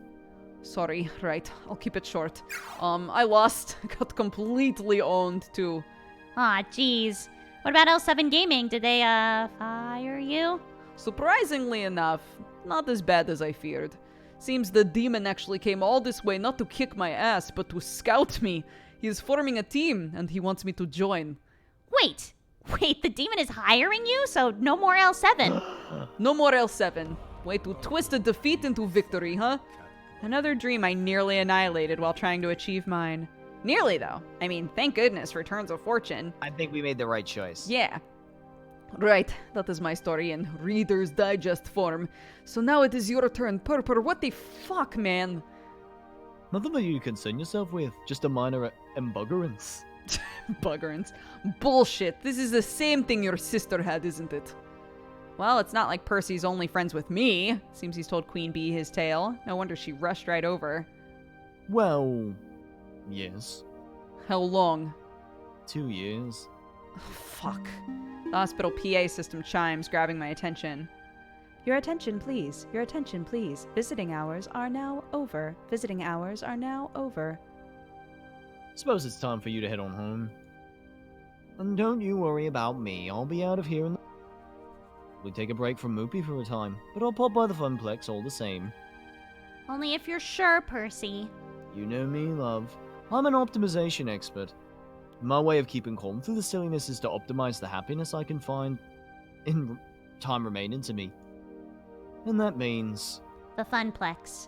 the Funplex.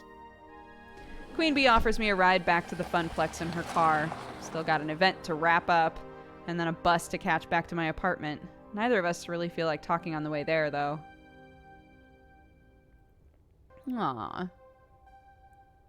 I'm back. Not that there's much to come back to. All the plastic trophies I picked out for the high score contests are gone, along with their winners. Looks like everybody's closing up shop. Ashley tidying up a bit, Naomi literally having fallen asleep at the prize desk. Oh, it's Francine! And Francine, up way past her bedtime, squinting at a computer printout. Ah, there you are, buttbag. Gavin ran the numbers while you were out. Despite the discounts on tokens, we made a tidy profit today, far above and beyond what the Funplex normally draws. From what Ashley tells me, the mood was quite jovial near the end, with many nice folks saying they plan to return. And Oh, even she's got Pac-Man earrings. That's cute. Hell yes, I do, motherfucker. Even if the local champ didn't win at Fist of Discomfort, they got to see the demon in action. That's a feather in our cap. I'd hope you would be pleased with the news. This is what you wanted, to put the Funplex on the map. Business is going to be just peachy now, especially with more lovely parties like this one. Yeah, okay, sorry. I am happy about it. Just Exhausted. emotionally, mentally, physically. Well, for what it's worth, we're all rather exhausted, dearie, but we've got no regrets. Buttbag McButterson. I'd like to think I know a thing or two about dreams. Dreams and how difficult they can be to make a reality. Your dream of a thriving Funplex is going to take hard work from each and every one of us. But we're ready, willing, and able. True, Queen Bee didn't win. True, Percy was, hospitalized, poor dear. But we did it. Your friends saw it through, and they'd do it all over again, without a doubt. I nod, a bit numb to it all. I'm sure I'll feel like $1,000,000 tomorrow when Percy strolls back in and smiles, and Queen Bee's sporting her fancy new team jacket. When the daytime crowds are thick with newcomers, happy to be playing the games they love, and when I really get to see the effects of what we accomplished. But for now, I just kind of want to go to bed. Do you need anything else from me tonight? We're all wrapped up like a bow. I'm on my way home for a good night's sleep myself. Go home, buttbag. We'll see you tomorrow. I'm trying to remember. I think, so the Funplex was owned by her husband. Okay. I think, chat, confirm or deny, I think she implied that, that they died banging, or he died banging her. Hell yeah. If I remember right. Yes. Okay, great.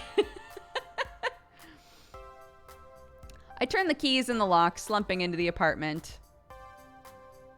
Buttbag, hi. So, how'd it go? Was Nerd Alert every bit as awesome as the awesome poster I designed for it? It's probably gonna be hard to be that awesome, but let's know. Well, the players went home happy. Business is booming. Hooray! Why don't you look happy? Oh, it's just been a long day. Well, okay. Can we binge Umbrella Academy? And eat pizza pockets? Yeah, we can do all of that. Great. Honestly, Buttbag, you're an inspiration to me. You had the guts to chase your dreams. It's tough work, but I knew that Iris could find something you'd love. And I've been wondering if I should follow in your footsteps. You want to become an arcade czar? Not silly. I mean, try to find something to do with my life other than make coffee for executives and file their paperwork. Like that poster! I could be a graphic designer, maybe. Oh, you cut out. Did you read the last part? No, I said I always love doing stuff like that. What do you think? Except that following your dreams can run you ragged like it did for me today. It could nearly torpedo your future. It could even kill you. Is it worth it? Is it really worth all the trouble? Follow your dreams. Yeah, follow Maybe your dreams. You can find man. a graphic design firm. Follow your dreams. These are kind of the I same, know aren't being they? an independent graphic designer is like a nightmare. So Maybe this one? start with that and see how it goes. Okay. Francine's right. I chose this path. I chose to make my life difficult in order to make my life into something. Juniper's helped me out along the way. I should help her in return, but with an edge of pragmatism. I'm not gonna lie, becoming an artist wouldn't be easy, not by a long shot. So why not split the difference? Instead of becoming a starving indie artist, why not find a graphic design company, somewhere that you can build up your skills? Another office? But yeah, actually that makes sense. Okay, I'll start looking around. Thanks, Buttbag. You need to get to bed and sleep. Tomorrow, I'll make you pancakes. A reward for my hardworking arcade son. Used to have pancakes every morning during those summer trips, right? Your mom made them. That was ages ago, Juniper, when my folks could afford trips to the shore. Sorry, I was reading your diary. Juniper gets a wry smile.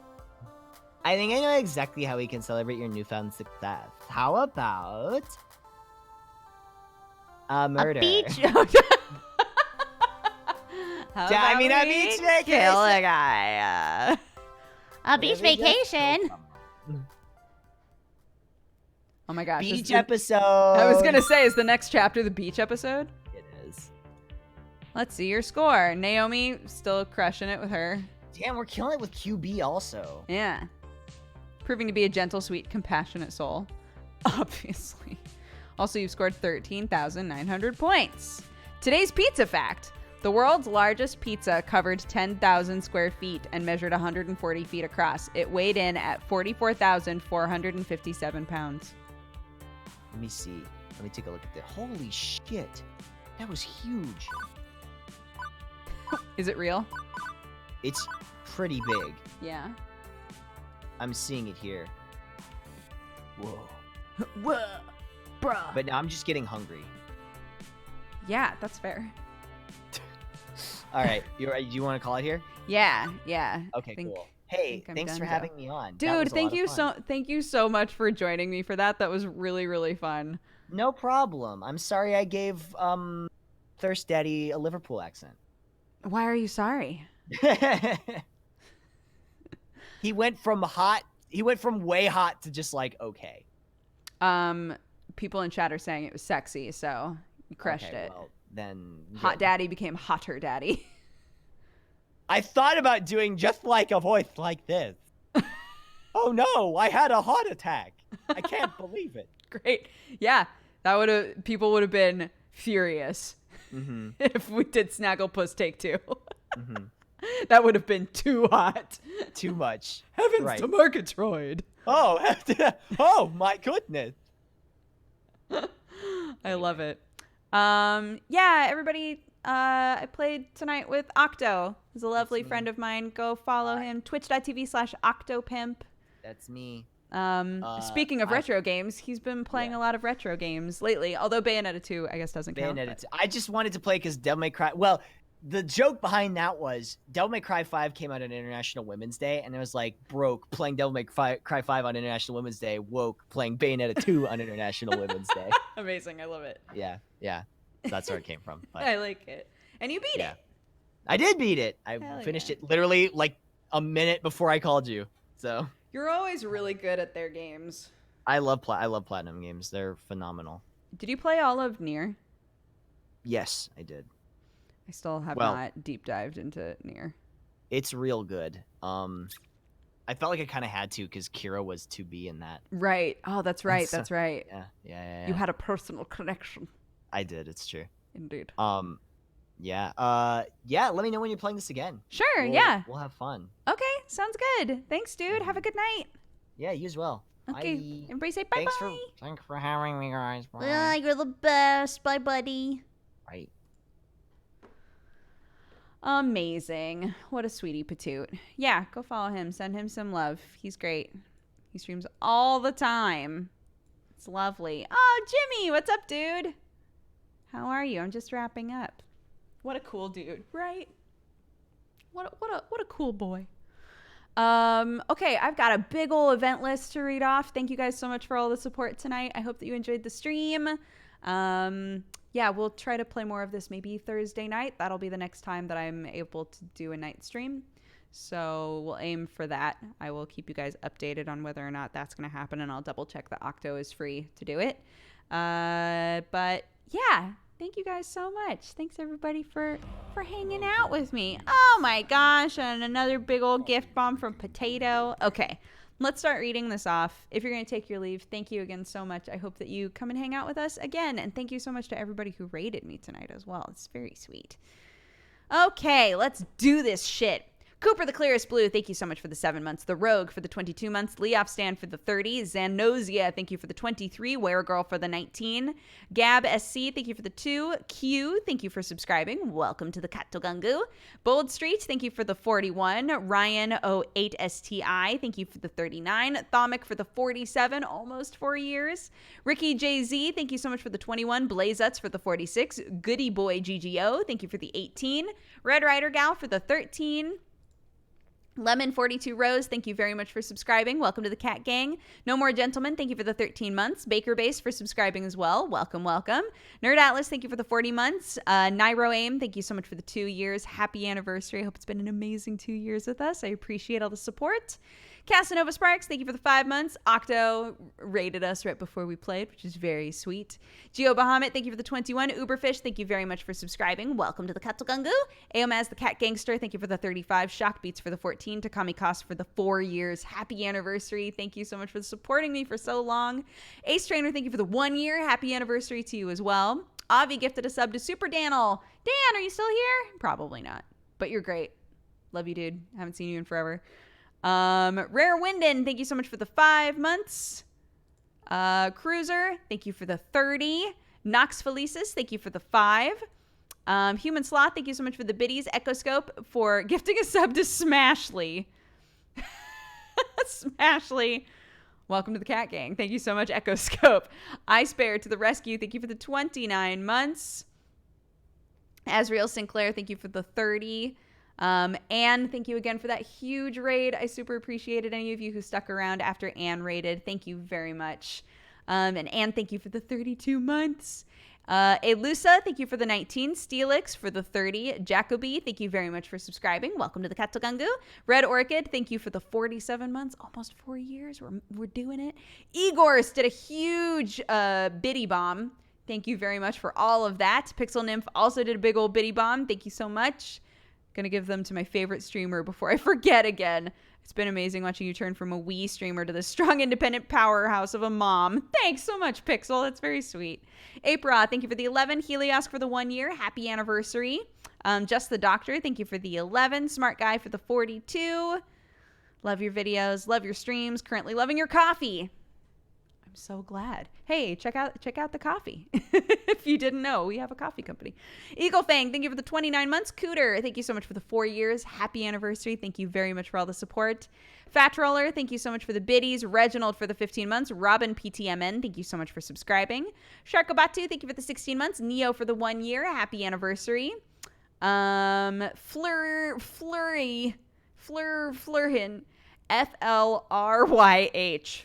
I don't know how to say that as a word. Thank you so much for subscribing. Welcome to the Cat Gang. Broken Golem, thank you for the 6 months. Faded Malice, thank you so much for all of the biddies. And Anonymous Cheerer, thank you so much for all the biddies as well. Big old biddy bombs, thank you so much.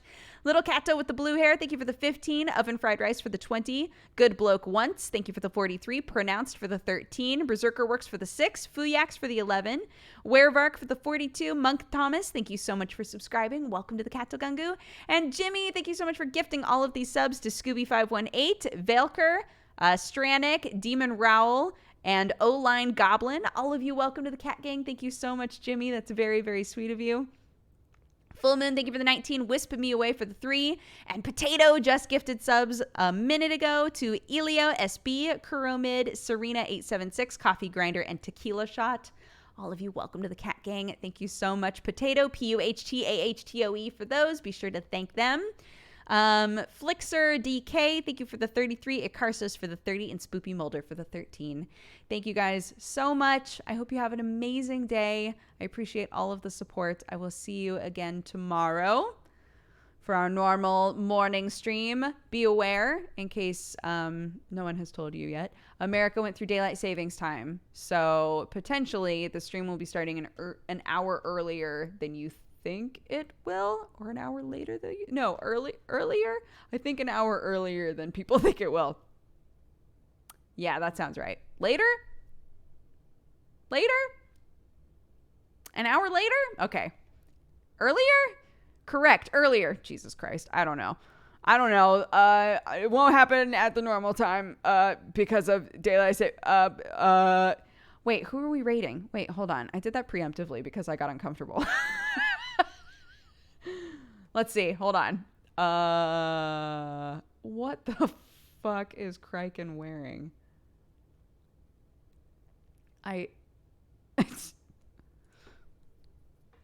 We're gonna embuggerance my sweet love stripping because why not? He's playing golf with the boys. It's adorable. Have fun. Enjoy. I'll see you guys next time. Bye bye.